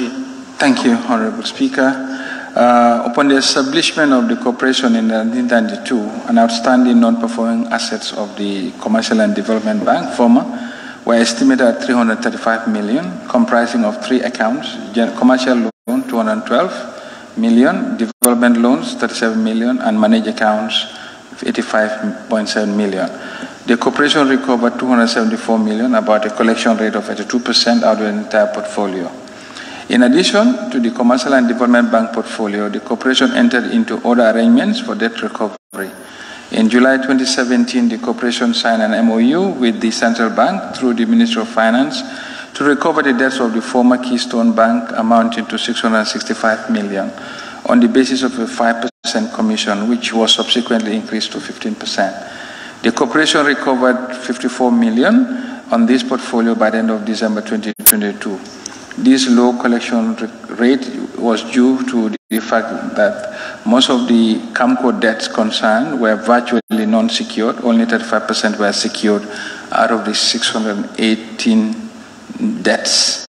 In addition, transaction files of 342 representing 55% of the debtors were yet to be transferred to the corporation.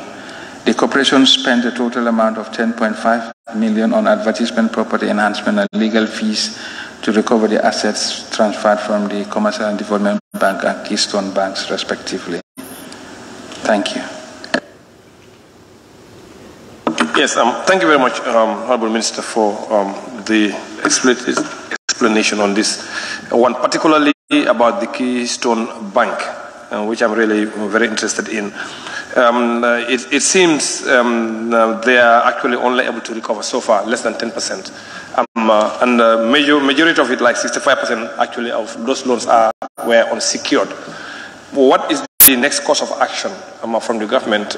Because again, the bank has been, taken over by the central bank. So, what is the next course of action to ensure that you either maybe liquidate the bank, or how do you intend to ensure that they recover the rest? Even though I know it's going to be difficult because it's non-secured. So, what is the next course of action? Well, the fact that the loans were unsecured, where files were not transferred to the MRC, rendered this a very difficult case to pursue, because you can only litigate on what you have evidence for. So where there is no security, it's a very difficult case to pursue. We have no visibility in this direction. Thank you.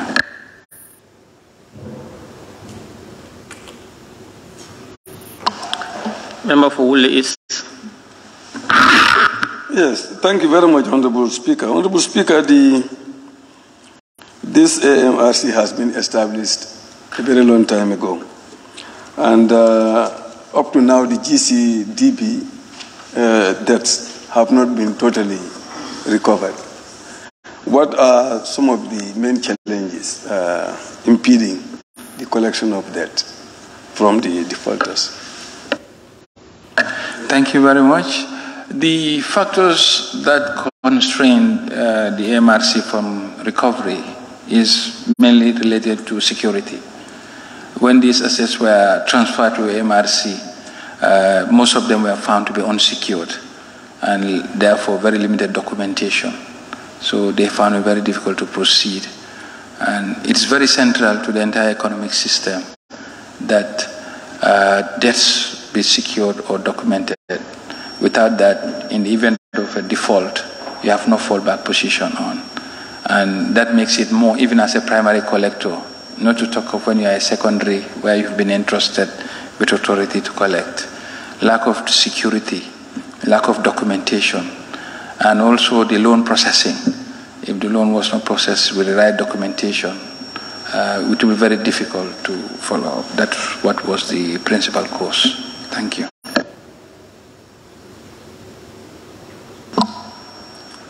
Any supplementary? Question number 058 of 2023 by the member for Upper Salem. Thank you, Honourable Speaker. Honourable Speaker, the strategic domestic resource mobilization is key in raising government revenue. Would the Honourable Minister for Finance and Economic Affairs inform this August Assembly the gains the government of the Gambia has registered with the implementation of the domestic resource mobilization? Honorable Speaker, the Ministry, in collaboration with the GRA, has recently ramped up the efforts towards improved domestic resource mobilization and with positive results.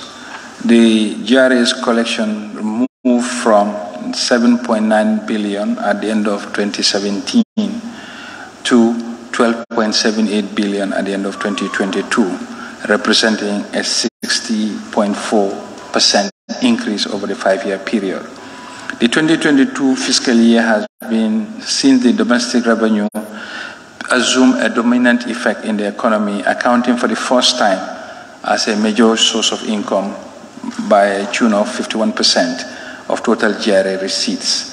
The aim is to sustain this trend in order to minimize the dependency on international assistance and revenues, which are considered to be more volatile because of their exposure to external shocks. The performance of the domestic tax revenue in 2022 was boosted by the general improvement in revenue administration. The GRA has recently launched a more improved custom system, which is the real-time Ascuda wall, and roll out an enhanced version of the GAM TaxNet in all tax offices across the country to improve efficiency of domestic tax administration. These two systems upgrade have resulted in improved tax collection and enhanced tax compliance risk management. Additionally, the authority has made improvements in the area of data matching of third parties, increased audit coverage and yield, better tax areas collection and management, increased enforcement exercises, improved tax service and education programs, among other ongoing things. On the policy front, we have recently established the new Directorate of Tax and Revenue at the Ministry, and this works on rolling out a comprehensive tax policy and is preparing an assessment that will inform a robust debt mobilization strategy to ensure a more coordinated and sustainable mobilization drive. And we are pleased to inform that the new Tax Directorate is working closely with the GRA to broaden the tax net and to ensure a higher compliance rate.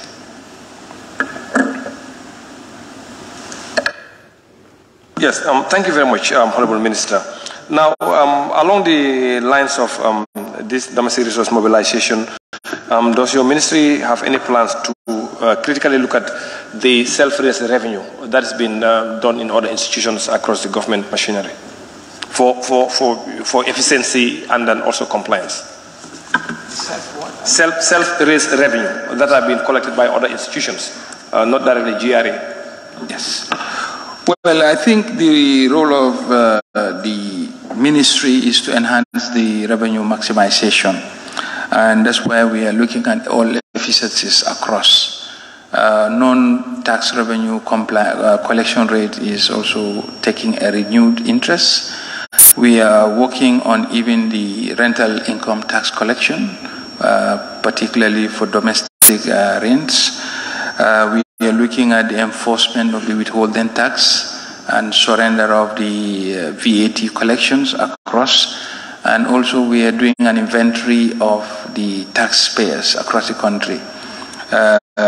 We have technical assistance as well from the donor partners, which is resident, and our objective is to ensure that we have at a snapshot all the taxpayers in the country across all the different jurisdictions, from VAT, withholding tax, corporate income tax, payroll taxes, and we're also ensuring that all taxes that are collected and deducted are remitted.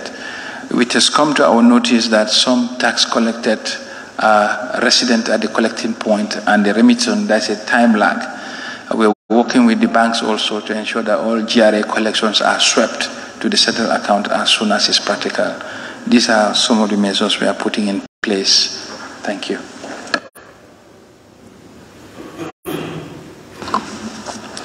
Question number 059. Member who is? Yes. Thank you very much, Honorable Speaker. Honorable Minister, domestic revenue collection is very important to us. I'm just thinking of the tolls that you put at Farafenni and URR. Is it that you have a plan to put a toll in all the bridges in the country to increase this mobilization of funds for domestic revenue improvement? Is that your plan? Or is it just planning for URR alone? For your information, I also come from LRR. So,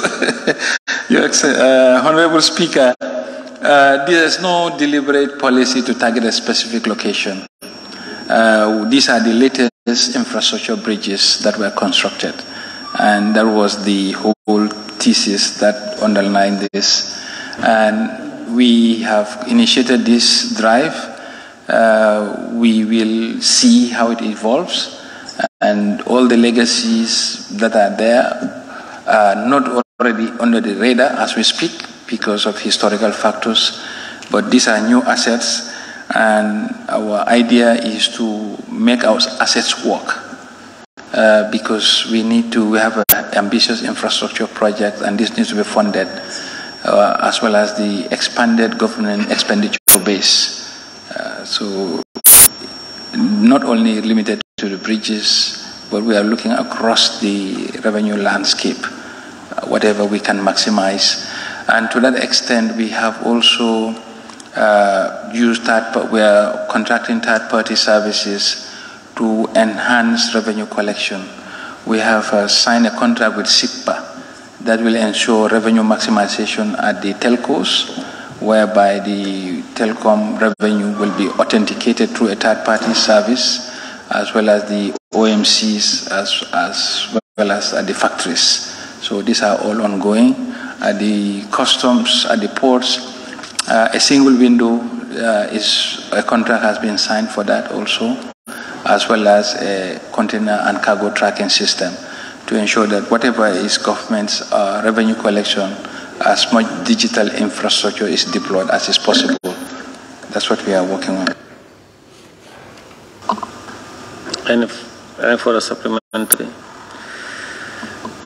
Question number 059 of 2023 by the member for Upper Salo. Thank you, Honorable Speaker.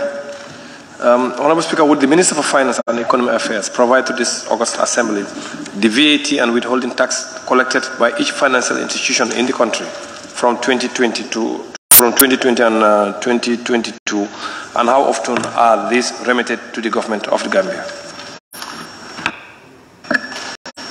Honorable Speaker, we have an extensive table giving the VAT and withholding taxes collected by each of the financial institutions, and these are remitted to the GRA for the information of this August Assembly. The VAT and withholding tax are remitted to GRA as often as 15 days at the end of each month in arrears according to the IVAT Act of 2012. To begin with, Access Bank 2020 withholding value added 2 million, value added 2021 3.9 million. It's an extensive table. In the interest of time, I will circulate it. It runs into a couple of them, but I'll just give a summary table. Total collected for VAT 80 million, withholding tax 73 million, and total collected in 2021 101 million. In 2022 is 138, and its 2023 value added is 138. In 2022, withholding tax 168. But this table will be circulated in the interest of time. Yes, thank you. Yeah, that's right. That's okay. Question number 60 of 2023 by the member for 𝒂𝒄𝒄𝒏.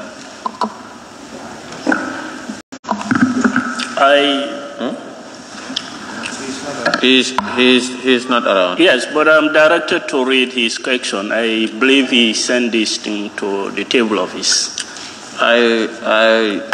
There is no authority given. I was told there is no authority given.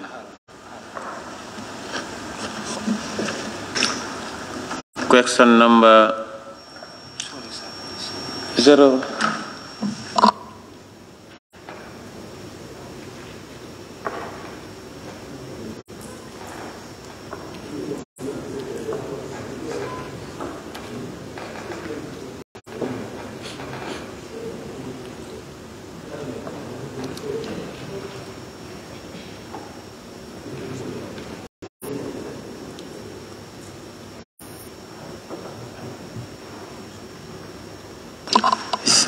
As community table office, where your chairman have not been.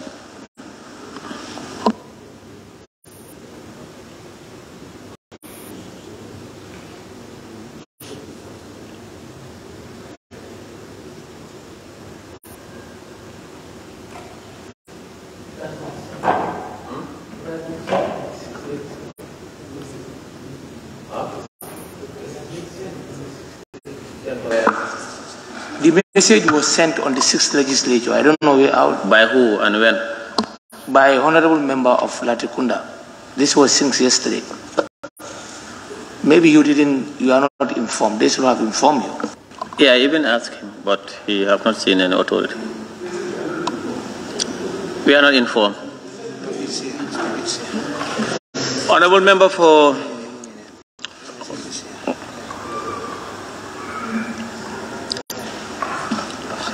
question number 060 of 2023 by member for Latrikunda Sabiji.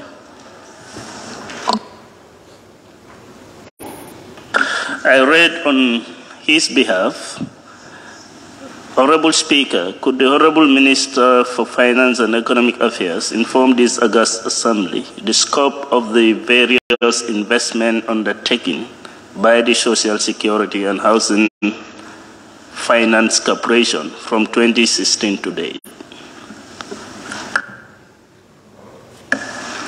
Honorable Speaker, the scope of Social Security investment include investments in money market, term deposit, treasury bills, and government bonds, properties and corporate loans and equities. On investment in the money market, the corporation's stock of investments amounted to 649.1 million in 2016, rising to 2.4 billion in 2023. The table below gives the annual investment in the money market and money market instruments for further details. Money market, 750.8 million with the different financial institutions, 1.1 billion, 109, totaling to 2.43 billion. The table will be circulated.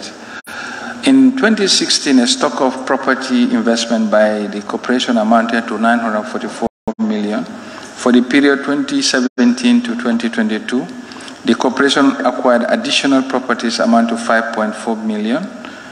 Brusubi Sample House, 25.2 million, number 4 Russell Street, property in Banjul. On loans to public enterprises in 2016, Social Security recorded an outstanding stock of loans to public enterprises to the tune of 1.2 billion. From 2017 to 2021, no new loans were extended to public enterprises. However, in 2022, a new loan of 743 was extended to a public enterprise. For equity investments, at the end of 2016, the stock of investments of the corporation stand at 1.2 billion in several companies. Since then, there had been no new equity investments. Thank you.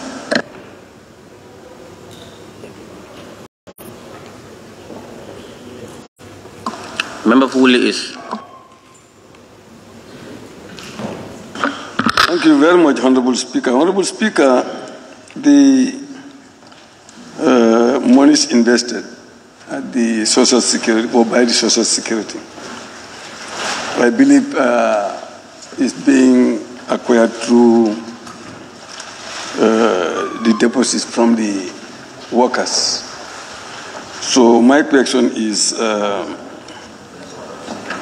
whatever interest or profit that is acquired from these investments, is any percentage given to the workers whose monies have been deposited there? Do they get any share? Apart from what they have deposited, do they get any share from the investment? Thank you, Honorable Speaker and Honorable Member. As we know, Social Security is a pension fund. And when workers invest in a pension fund, these are invested for long term. Because what you invest today, you work until your working life, and then you will continue to pay it until, depending on the plan that you invest in. So it's not that proceeds from each investment is prorately allocated to the investors, because it's a pool. You have new workers coming in and servicing or retirees. Most of the people on the payout have invested years ago. So the return must be there. There's a whole process of actuarial valuation, which gives an idea of how much assets they have versus how much future liabilities or obligation they will have to settle.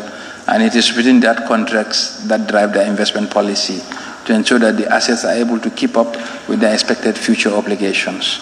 Thank you. Question number 061 of 2023 by the member for Central Banjul. Thank you, Honorable Speaker. Honorable Speaker, could the Honorable Minister for Finance and Economic Affairs inform this August Assembly about inflation status of the country?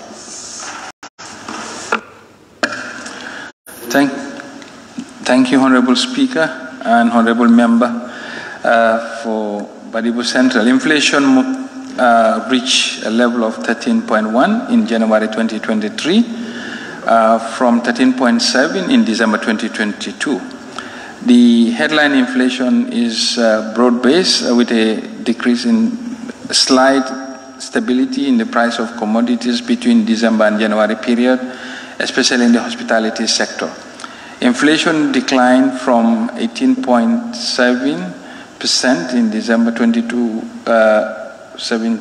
The food inflation declined because inflation is a basket of components, and food inflation, however, is higher than the headline inflation. Food inflation declined from 18.27 in December to 17.49 at the end of January 2023. Similarly, non-food inflation recorded a modest decline to 8.58 in January from 9.38 at the end of December. The overall inflation is at a level of 13% and is reflective of the trend in the region. And for the information of the esteemed House, our inflation numbers compares favorably within the region. And this is the response to this. Thank you. Honorable Speaker, thank you. Honorable Minister, I know efforts has been done to reduce the inflation to 30.1. But do you still have giant measures to apply so that our inflation can still go down, as particularly on the food? Well, yes, we are concerned about inflation. And as you know, the number one policy objective of the central bank is inflation and exchange rate stability. Efforts are done to cushion inflation. That is why you will see government has been subsidizing the price of petroleum to the tune of almost 1.6 billion last year. We continue to do that. The subsidy level has reduced, but is still there. On the food inflation, the long term is domestic production. That's the long term. There is no financial tool that can substitute domestic production. Because if you look at our food intake, almost 60 to 70% or even more is imported. And even as basic as chicken or egg is sometimes imported. So the long-term strategy of the government is to increase agricultural productivity. We believe that would be a big cushion, and also to enhance the stability of the exchange rate of the dollar. As we all know, the dollar has been fairly steady in recent past, but the decline in the dollar over time was not just a domestic factor. It was the factor caused by the interest rate increases in the U.S., and the U.S. dollar has strengthened against all major currencies and subsequently against the dollar. And given our international trade is mainly in the U.S. dollar, that's where, in fact, our greatest input to the inflation is. Wherever the dollar exchange rate improves against the dollar, it tends to feed into the inflation. But efforts are underway to really... Honourable Minister. Thank you. Honourable Minister, supplementary are just limited time, maybe for 2 minutes.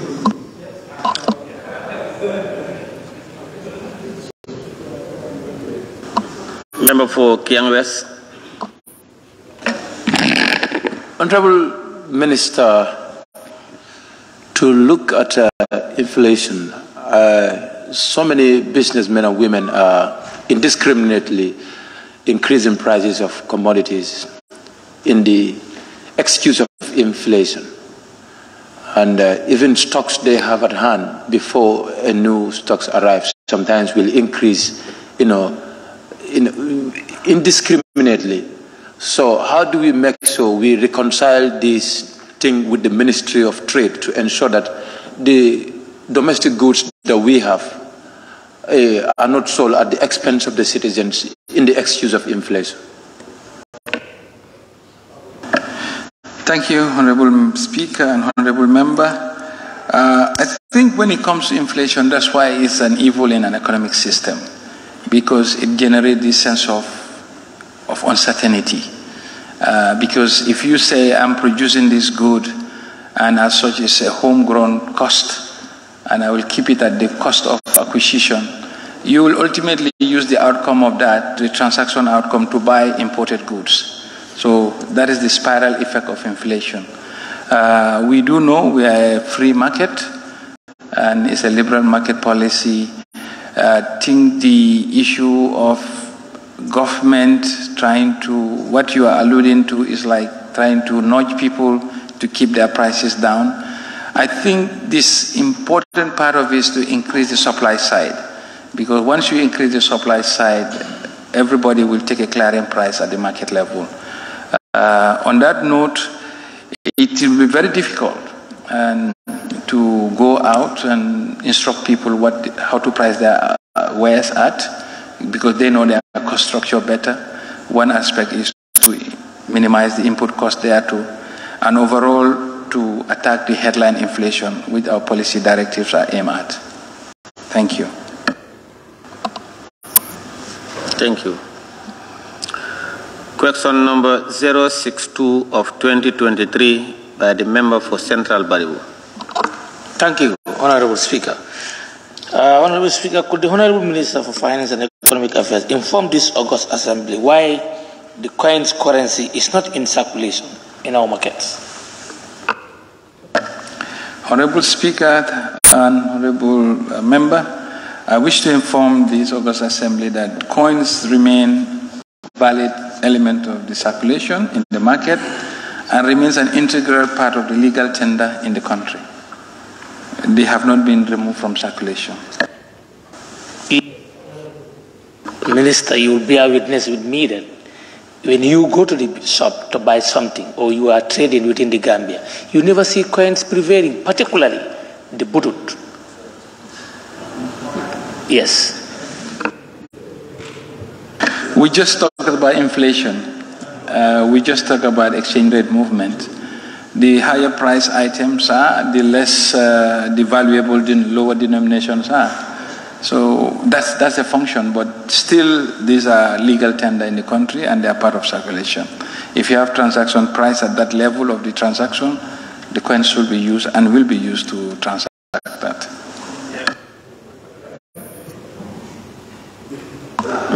Member for Woolly is. Yes, thank you. We're talking about currency, Honorable Speaker. I'm just concerned about the mutilated notes all over the place. What plans do your ministry have to at least minimize? This man is Are you the Speaker? Honorable, he's talking about coins. No, coins. Honorable Minister, I want to thank you. Any other supplementary question? Member for Serekunda West. Yes. Honorable Minister, yes, you rightly said there is no argument that they are legal tender. But it's already Dalasi now, in fact, to be precise. It's already Dalasi that is in circulation. What is happening to the 50 bututs and the 25 bututs? I think these are integral part of the circulation, and it depends on the transaction volume and the parties to transactions. If a shopkeeper prices his good at 15 bututs, he will ask you for 15 bututs. Thank you.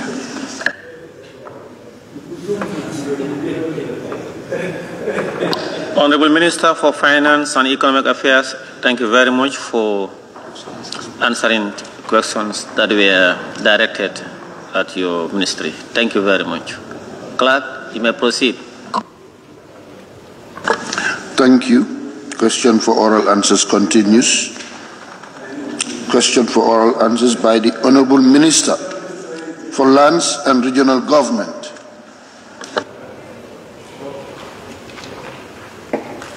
Minister for Lands and Regional Government.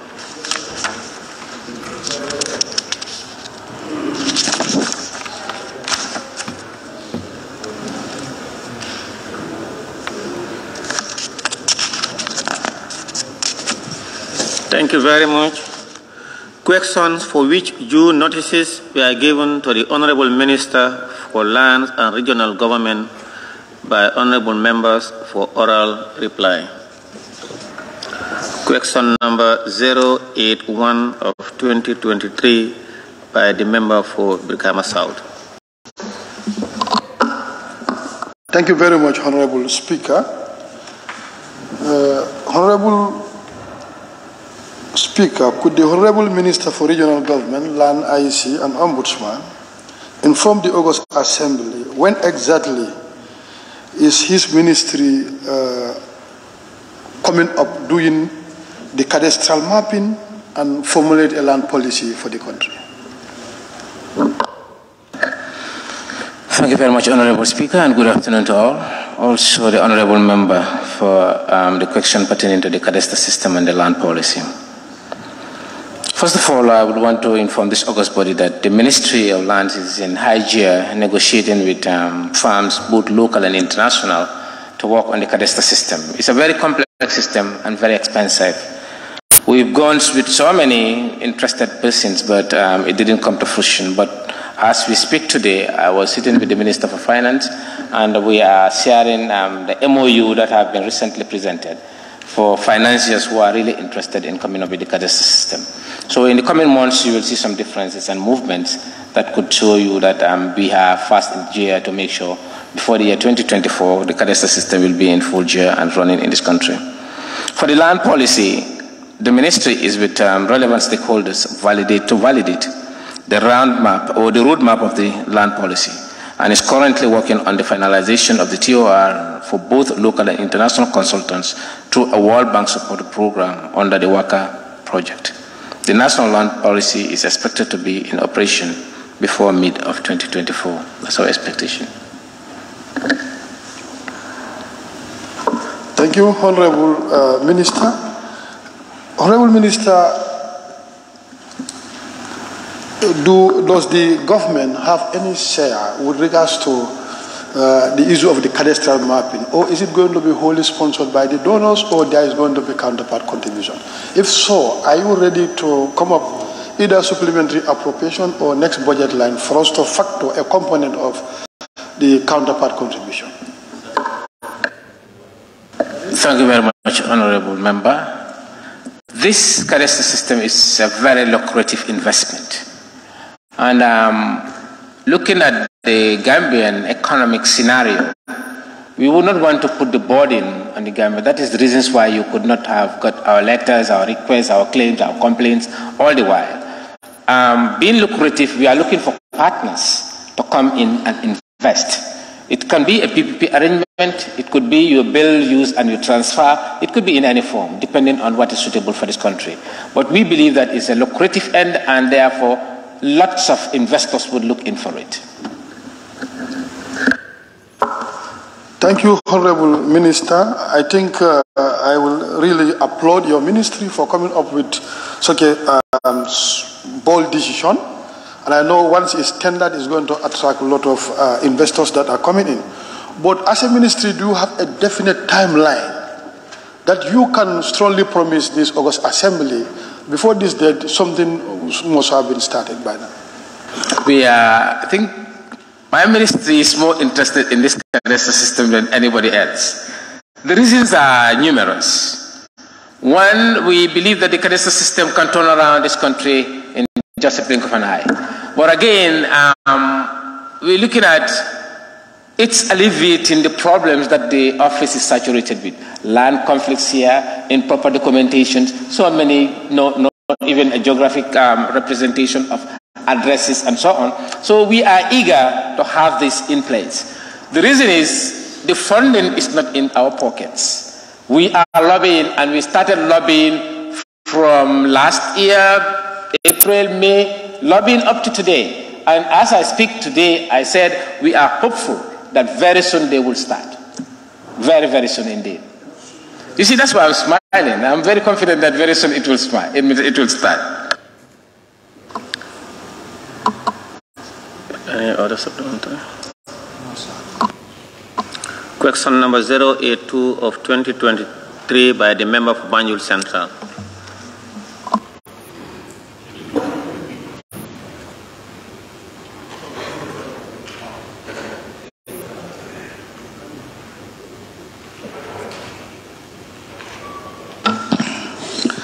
Thank you, Honorable Speaker. Honorable Minister. Honorable Speaker, could the Honorable Minister for Lands and Regional Government explain to this August Assembly the urgency for constituting a commission of inquiry into local councils by the government? Thank you very much, Honorable Member. Honorable Speaker, I want to, first of all, point out specifics in this whole question. Several attempts by the Ministry and the government of the Gambia were made preceding the setting up of this Presidential Commission. And if we follow the flow of events, we would realize that there are several issues emanating from complaints launched or letters written by the Kanifi Municipal Council to then the Minister of Local Government and Lands. Then there were suggestions. Investigation panels were set up. Investigative teams went to KM. Ministerial commissions were set up. Several other correspondents to set light on this and also to diminish the tempo were made. But because of the exercise of impunity and other allegations forced into the setting up of the Commission of Inquiry. And looking at the trend of scenario, what was really happening in the country at the time, no government will allow it to go in unchecked because it can lead to anything in a state.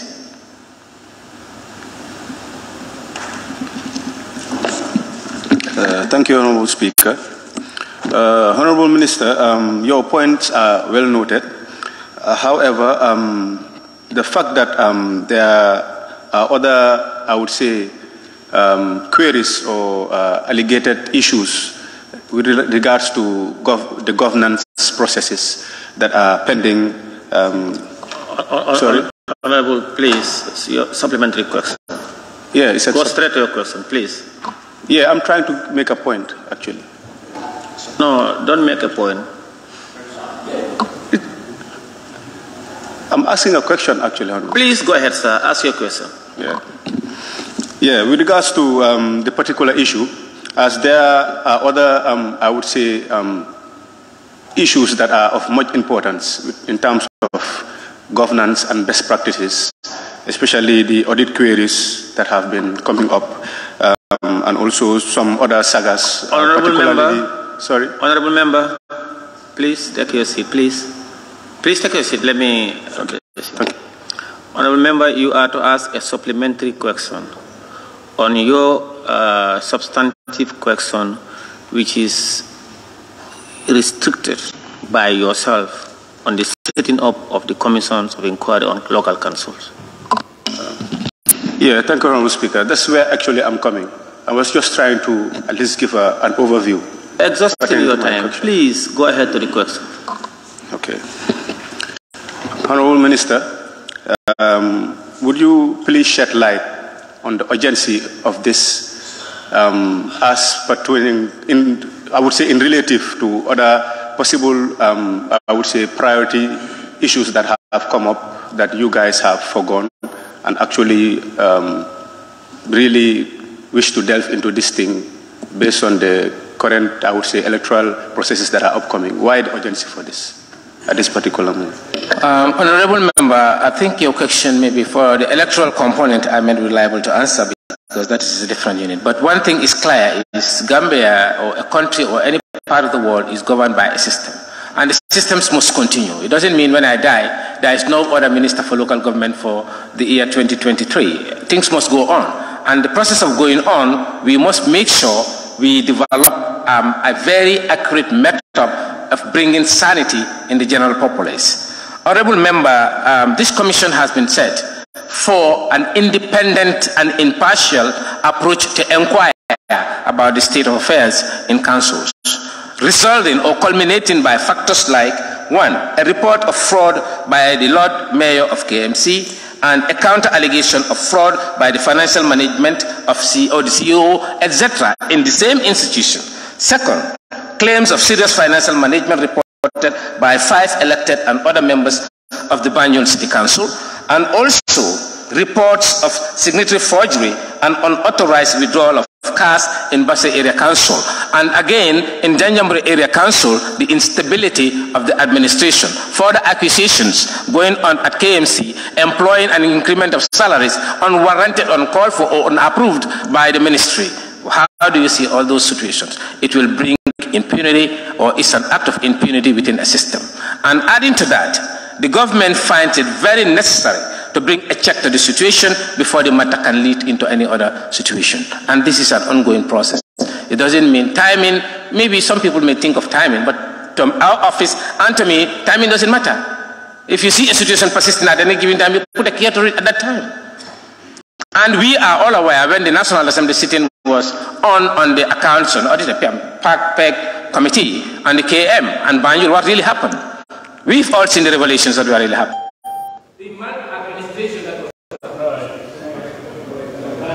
Honorable Minister, supplementary is limited to 2 minutes.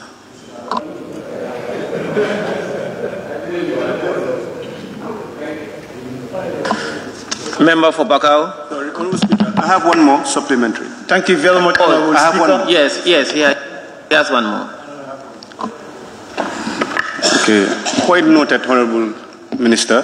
The points are well noted. However, I would like to question in terms of the composition of the commission members. Some been known to be formidable members of political parties. So in terms of impartiality of the commission setup, it's really a cause of concern. Honorable Speaker, the opinion of people is invariable and unchangeable. Those are opinions of people. They are Gambian citizens, and we feel they are doyens in the service, and they can be a commission member. That's all. Their political affiliations we don't know. And if you want to check that, there will be no system working in this country.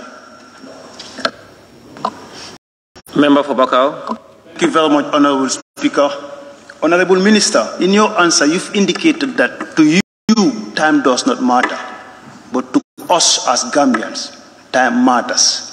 Is it appropriate to set up a commission of inquiry just 3 months before the local government elections? Is it appropriate? Yes, Honorable Member, it is appropriate. Member for Kiang West.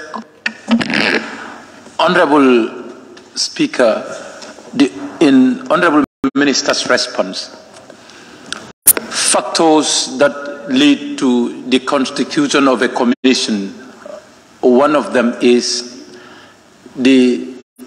some of the transactions that are undertaken in KMC, and they were not right transactions. Either KMC or Basse, if I am right, you please took me through, but in one of the councils.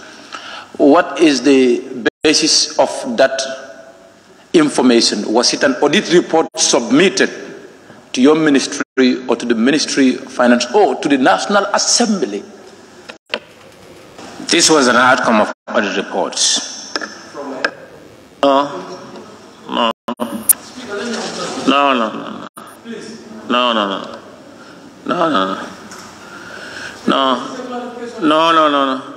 The member for Busumbala. Thank you very much, Honorable Speaker. Honorable Minister, you did inform this August Assembly that there was, prior to the setting of this commission, there was a ministerial commission that has been set. Can we be enlightened about the finding of this ministerial commission? Honorable Member could not go because it was challenged in court and it was dissolved. It could not go. Member for Serekunda West. Thank you, Honorable Speaker. Honorable Minister, in your answer, you mentioned few councils as reasons of setting up the commission. KMC, one of them, Janjambure, and Basse. What about the remaining 5 councils in the country? What issues are there?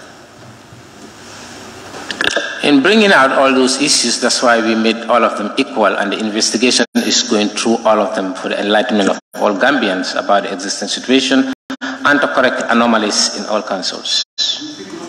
No, but these are the ones highlighted. These are the ones that are plain. Honorable Minister, yeah, please. We are not debating or engaging in conversations. Once a supplementary members are entitled to only one supplementary question, and once you ask the question and you answer, that's no back and forth. Honorable Speaker. Honorable Speaker. Thank you, sir. Thank you. Honorable Speaker. Yes, sir. Thank you, sir. Yes, but if a member wants to raise a concern, don't just restrict us like that. No, sir. I'm saying, why are you very restricting about this matter? Okay, let me respond to you, sir. When a member raises his or her constituency attack, you raise it for either a point of order, observation, or clarification. Depending on what point you are rising to, then the Honorable Speaker will allow you, or he may not allow you, based on the orders of the National Assembly. But sometimes you allow it, but in this case you are very restrictive. You don't allow in this case. In some questions you allow, in this question it's more special to you. No, please, sir, wait. At this instant, I am not in a position to listen to your, Sorry. Also either in a position to listen to you speak. Sorry, sir. I agree you are a leader. Thank you very much. Question number 083 of 2023 by the member for Latikunda Sabiji. And I'm being informed that he authorized the member of Busumala to read on his behalf.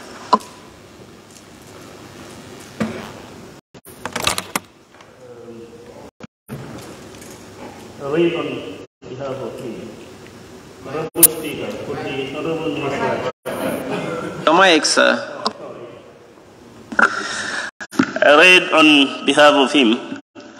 Honorable Speaker, could the Honorable Minister of Land and Regional Government inform this August Assembly when the Ministry intends to table before the National Assembly a progressive bill to improve on the performance of local councils?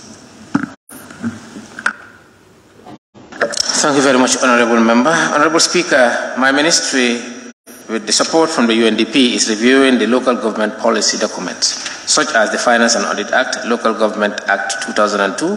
The Finance and Audit Act is currently at the cabinet paper level, whilst the main Local Government Act review is at national validation level. My ministry will endeavor to complete these processes and submit it to the August body in the soonest possible time. Honorable Minister, can you dilate on the progressiveness of the bill, if any? The Finance and Audit Act is currently on the cabinet paper, so we're going to present it to cabinet very soon before we come to the National Assembly. For the Local Government Act, it has to be reviewed, and it has already gone through so many consultations across the country. Currently, we're waiting for the national validation. Then we'll also submit it to cabinet, and then it comes to National Assembly. Any supplementary? Question number 084 of 2023 by member for Tumanna.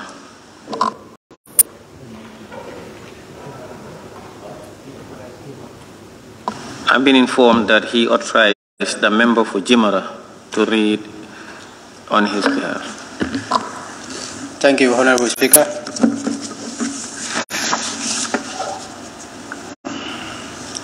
Honorable Speaker, given the importance of our VDCs as the gateway for all development activities, programs and projects coming into the communities, could the Honorable Minister for Local Government, Lands and Religious Affairs explain to this August Assembly his ministry's plan to support and empower the VDCs.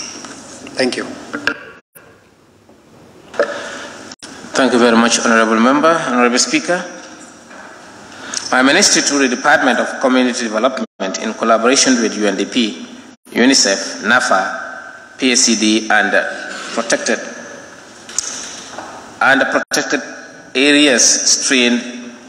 protected areas have already trained about 386 VDCs countrywide from the late 2018 to date. The training is focused on the rules and responsibilities. At the end of the training, they develop community action plans. However, the training of VDCs is the sole responsibility of councils, and my ministry advises all councils to include their training and activities in their annual budgets. Notwithstanding, Honorable Speaker, the training, as we said, is ongoing and is conducted by community development constantly, who monitor them and then help them through their processes, alongside the WDCs.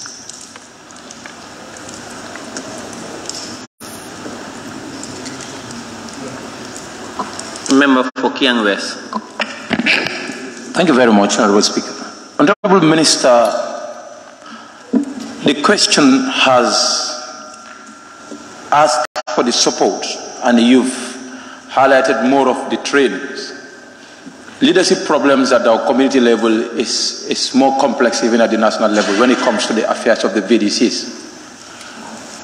Since these institutions are constituted by an act of the local government, which is VDC, do your ministry monitor the affairs of the VDCs and to regulate situations of financial investments and the conflicts among village development communities in the Gambia? Honorable Speaker, I think something is missing out here, because when you talk about support, I think training is one of the biggest support. And when we talk about leadership, leadership is part of training. You acquire leadership by going through the process of training. But when you talk about financial, that component I didn't get you well. Can you just elaborate a little bit on that? That's on the provision of this. Do I? Honorable Minister, you know, in our standing orders, each member is entitled to only one supplementary question. So, occasions on certain times. Why not today, Speaker? Just sit down. Please just sit down. I'm putting to the Minister, and I will allow you to clarify, to ask him, for him to clarify. Please, you don't have to be emotional. Go ahead, Member for Kiang West. Honorable Speaker, the issue of training, I have understood that. This is why I said the support that you've talked about was, you've highlighted training more. But when it comes to support, it's far beyond trainings. That's what I have said. And I said, and when it comes to the affairs of the VDCs, particularly financial management, has created conflicts within VDCs in the Gambia. Are your ministry aware of this, and what steps you are taking to ensure that these conflicts are minimized in the VDCs, because there is an authority that manages them? Honorable Speaker, VDCs during this training package are trained on financial management and bookkeeping. So if there is any mismanagement of finances or any doubts on financial management system, it may be their fault. But that's a common scenario. Even if you are trained, even accountants are faulty sometimes in financial management. But VDCs are trained holistically in terms of administration, financial management, and the general others. Thank you. Member for Central Badibu. Honorable Speaker, nobody doubts the training being offered to the VDCs by the local government council through their community development partners.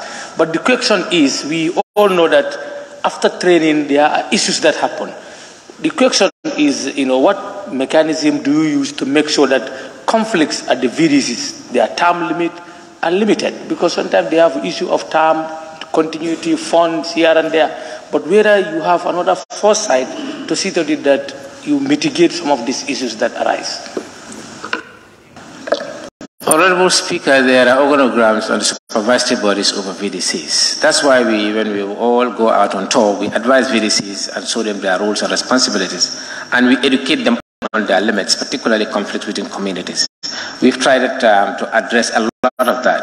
And also, there is an opportunity, a window of opportunity. The councils are directly also observant to the VDCs in various communities because they fund them and support them. So if their terms have ended, therefore they need to write to indicate to them that their terms have ended, and the community development agent there would convene a general meeting and they will select a new one. So they are well aware. Maybe the only reservations could be the output. How many people are interested to show or to act in the whole system?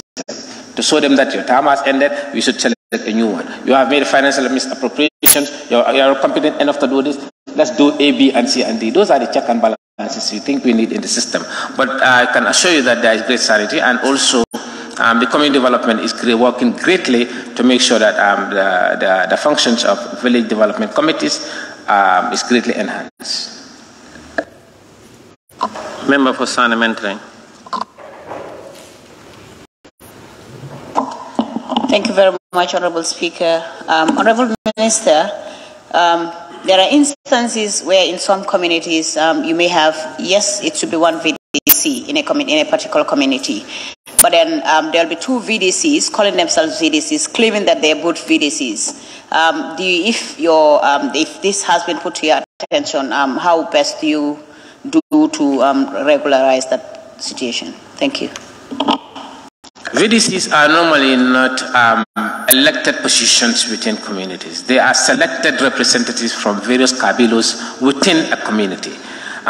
You're right. It's very common in some places, particularly in these cosmopolitan areas, where some people will put themselves together to be contrary to the real VDC existing, and they may call themselves freedom fighters, but they are not recognized VDCs. VDCs are registered, and they are under the purview of the Alikali, and they are under the area councils, and they are under the Ministry of Local Government and Lands. So if there are 2 or 3 VDCs existing, definitely there is only one that is going to be recognized with the system. And wherever 2 or 3 exist, please, we would want to have the reports on them to regularize the situation in those communities to avoid conflicts. Member for Woolly East. Thank you very much, Honorable Speaker. Honorable Speaker, the issue is support and empowerment. And the minister is saying that they support them by training. But the BDC's name is Village Development. What support do you provide to the BDCs to help them to develop their community, apart from their own local sources? What does the ministry give to augment the funds of the BDC for village development?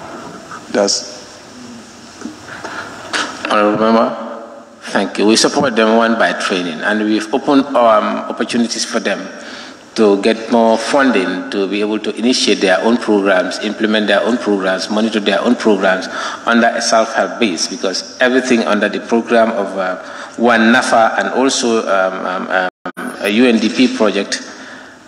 What's the name of the project again? They call it, it's very common in CRR. What's it called? No, not social network.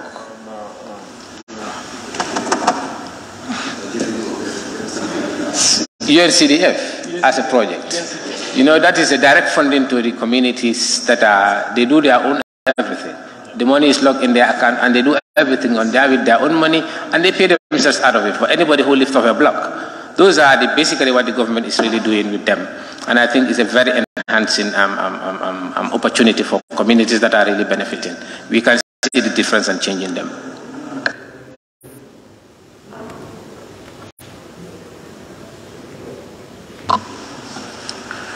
Question number 085 of 2023 by the member for Bakau. Thank you very much, Honorable Speaker. Honorable Minister, could the Honorable Minister for Local Government and Land inform this August Assembly what is his ministry doing by way of legislation to institute a rent control mechanism in the country and ease the exploitation of ordinary Gambians? You see, the reason why I'm looking at you to see you clearly, I think this question came sometime in the fourth ordinary session here. The same thing about rents. And Honorable Speaker, rent regulations is not the mandate of our ministry, I repeat. But being a concerned government and the welfare of its citizenry, our ministry have been tasked to look for various opportunities that will be in the area of mass affordable housing for the Gambian citizenry. And this mass affordable housing have to go through investors who may be interested to invest in it in the Gambia. We are all concerned and very pathetic about, honestly, the rent situations in this country. But it's inconceivable for one to draw up a regulation upon somebody's property when the minister who stood here before me said the liberalization of market, people doing their own buildings and doing their own furnishings and want to rent their properties, and we put up situations to regularize them because of the liberalization and the democracy we're advocating about. But again, this project of mass housing, we hope, will be able to support Gambians from this suppressive situation. That's our objective. Thank you very much. I'm not so. I'm not so. The minister seemed to have referred the question, and he said, "But being a concerned citizen." No. Honorable Speaker, have you concern over the citizens by the government? But means does it mean that this question you have not answered? You refer to the relevant ministry? No, I have answered the question in one phrase. I just dilated a little bit on it. Honorable Speaker. Yes. Please don't use your mic. By all means, you should. Supplementary. Member for Kiang West. Oh, Bakau, yeah, Bakau. Thank you very much, Honorable Speaker. Honorable Minister, you've indicated that your ministry is being tasked for mass housing affordability. What is stopping you as a ministry to come up with a bill to make sure that this rent control is being... Yes, it's not under your mandate, I understand, but your ministry is being tasked.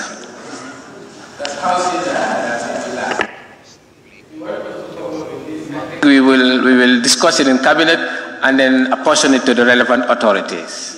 We will discuss it in cabinet and give it to the relevant authority. Observation. It's a good concern anyway. Observation, Chair or Speaker. Yes. Yes. Just to remind the members that actually we do have a Rent Act. In fact, it was amended here in this Parliament here in 2018. There is actually a law. It may not be very popular to the Gambians 2014 year, and it was amended here in 2018. There is. Well, you remember what the former Minister of the Attorney General actually said here when he was doing the amendment. There was so much chaos in who is actually responsible in this rent control and stuff like that. So they have to come up with the act to be more specific. So maybe perhaps we need to do more consultation with the Minister of Justice to do more sensitization, because it's there, but people really don't know. You know.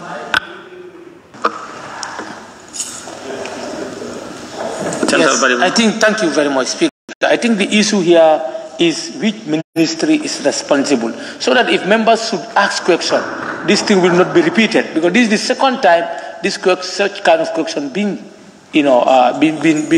forwarded to the ministry, and he's just making an attempt as a good citizen and a good minister to answer the question.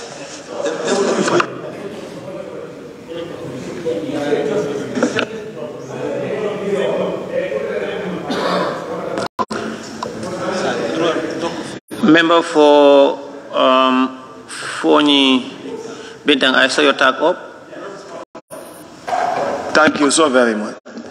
For the fact that the Honorable Minister is put into tax, and the Honorable Minister, could you tell us which of the ministry is responsible, if you know? Honorable Speaker, I would want to ask, but I felt maybe I'm not supposed to talk within that discussion time, but I want to ask, the one who tabled the bill here, which minister tabled that bill? The amendment bill? Justice, then I think it should be under his purview to come on to that. I think this is a good time to thank the Honorable Minister. Honorable Speaker. Yes, you know, Honorable Members, the Honorable Minister referred the question, and I think he decided to open a floodgate, which was not probably appropriate. And I appeal that thank you, I want to thank you sincerely, Honorable Minister, for taking your time to answer to questions.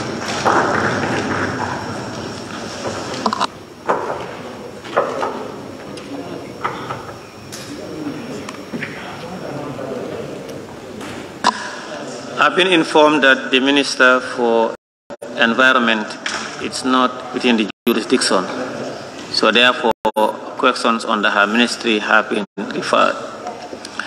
And on that note, be it resolved that this August Assembly do stand adjourned until Thursday, 23rd March 2023 at 10 a.m.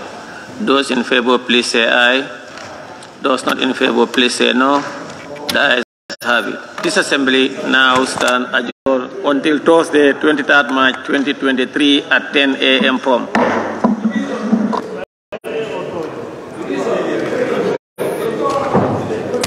Thank you so much, everyone. Yeah, until tomorrow. Bye.